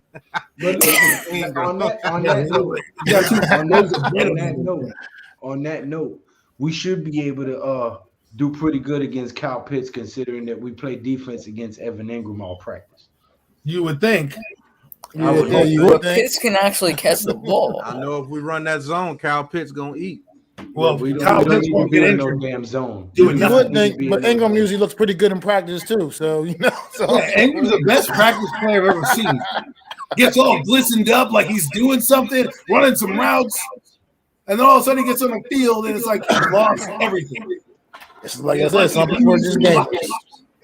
Yep, but some people are just good in practice. Maybe he needs to shave his head. Give himself a new identity. Get rid of the curls, shave your head, put some eye black under your eyes, get angry, like do something different, man. Get rid of the curls, though. Who are you trying to press with the curls? Greg, you probably didn't even fit in your helmet anyways. Come on, let's go. All seriousness, though, I think Evan Ingram gets in the end zone when he starts playing. I think the first game that he plays, I think he gets in the end zone. That's not saying much. Our tight ends are like dirt. Well, listen, you and I can play tight end. Anything is an upgrade from what Rudolph is doing out there right now. Rudolph the red-nosed reindeer, more like the overweight reindeer. Get him out of here. Well, maybe we get Ingram back. We can use Rudolph more in what we probably want to use him as opposed to him having to be that primary tight end. I mean, I'm just trying right now. I'm just reaching right now at this point. I don't have after what I've seen these first couple of weeks. I have no idea what to really expect, to be honest. I just know Eli Day. We better get a W. That's all. I don't even care how we do it. I don't care if it's pretty, ugly. I don't give a damn. Just get the W. I don't care. Eli Day can't go hanging that man's jersey up in the Raptors with an L, man. We just can't do that, man. That would be, listen, Eli is my quarterback. He's the one, that I really got to see in my heyday of a Giant fan.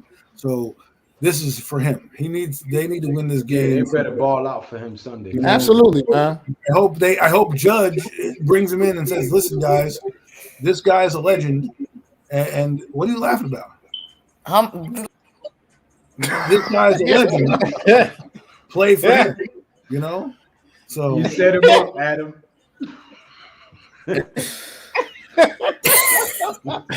What he said, bro? What are you talking about? From miles away, all have big mouths, secondhand clothes, past due rents, and they never shut up. God dang, Tudo. Bro, you say that every single time, bro. What are you talking about? Tudo be going hard on the Eagles, bro. Yo, this dude, I always see him in chats just saying the same thing. Hey, Coach Dante, just subscribe to your channel, bro. Don't be talking to Tudo like that. Oh my God. Tudo's a great you get mad so much, man. They just press the mute button on you. Oh man. Look, he mad. He about to type some horrible shit in the chat. yo, he said he's over 6 feet, bro. That's big. Oh man. Poor Slay. Oh man. Poor Slay. Poor us. He came on to the podcast to bust our ass. I'm not even saying anything, bro. Your team got a W. You know what I mean? Try and get there. You're that Eagle fan that hangs out in the corner smiling like, ha ha ha. See, guys, I told you all get suck. You know what I'm saying? Hanging out in the corner. Hey, real talk. That's what he is, Adam. Real talk. Every week we lose, he's gonna come in there with that little smile. Exactly. You already know. Damn right. Damn right, bro. Yeah, the Eagles could be, what? Nah, and we could be 6-11. He'd be like, "Oh, we got that one win over you. We got that one win over you. You got 6. We got 7. Do. You know what I mean?" Yeah. Hey, bro. If it's 4 wins against Dallas and the Giants, I'm good. 4 wins against that. Like 2 wins for each. Yeah. All the time, anti-Eagles for life. The only way we can calm down is to find the Eagles fan anywhere and lighten. Straight hard jab on the button. Goodness. I'm sorry, I couldn't read that. I was trying not to laugh. That's funny. Anytime he could talk. I was just picking on him, man. Slay know he always welcome on my. Yeah, but it's funny because if we lurked in the back of his podcast and just sat there, I mean, we would get roasted by every one of his guests. But here we let him on and he chats it up and says how bad we are and kicks us when we're down. I don't even do that, bro. What are you He's talking like, what do? Okay, so explain this entire. Okay, Adam, you can even ask Pat, bro. You can even ask Pat in his streams. I was defending you guys, so my ass were defending us. Pat, bro, Didn't I say you guys were you were defending us, and I am not fully white. I don't believe that for a second. Yo, hold on. No. He calls Slay a young Duncan Penderhughes from Class Act. Oh my God. Yo, Eagles and Century, bro, where are you? I said, what do you mean? This is J.C. Penney's top of the line, mister. Yeah. Oh my God. Yo, it's crazy, man. Oh, I went all the way back. Yo, Hey, Eagles and Century, bro, where you need to get on this action. Eagles Uncensored, I respect him because he doesn't come on and just add salt to the wound. Hey, Lou, smiling. I'm gonna hop off, bro. Down, I'd like to thank you for letting me come on the stream. All right, I'm gonna fellas. hop off. Good talk. BPS. Always a good time to mess with you, man. We just You kick guys go subscribe to Big Play Slay so when we whoop him, we can jump on his live stream while he's mourning and give him the business since he came on my stream immediately after they won and we lost. Right. Yo, Adam, you know what you just said, right? About me being worse than Eagles and Century, right?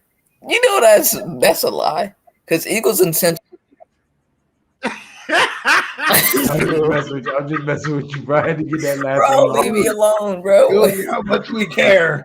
Shows you how much we care. Hey, Lou, man, I might do a stream tomorrow, so All right, fellas. y'all be on the lookout. But thank you for inviting me on the stream, Lou. You know I'm always show up for you. But I'm gonna head out, bro. All right, bro. Likewise. You know I always pop up on yours. All right. All right, y'all, man. Appreciate all of y'all popping in and making this an eventful stream. Anybody who's watching who hasn't subscribed or hit the thumbs up button, please do so to everybody that was on the panel, including Big Play Slay, young Duncan Penderhughes. But Big Mac, always appreciate convo with you, brother.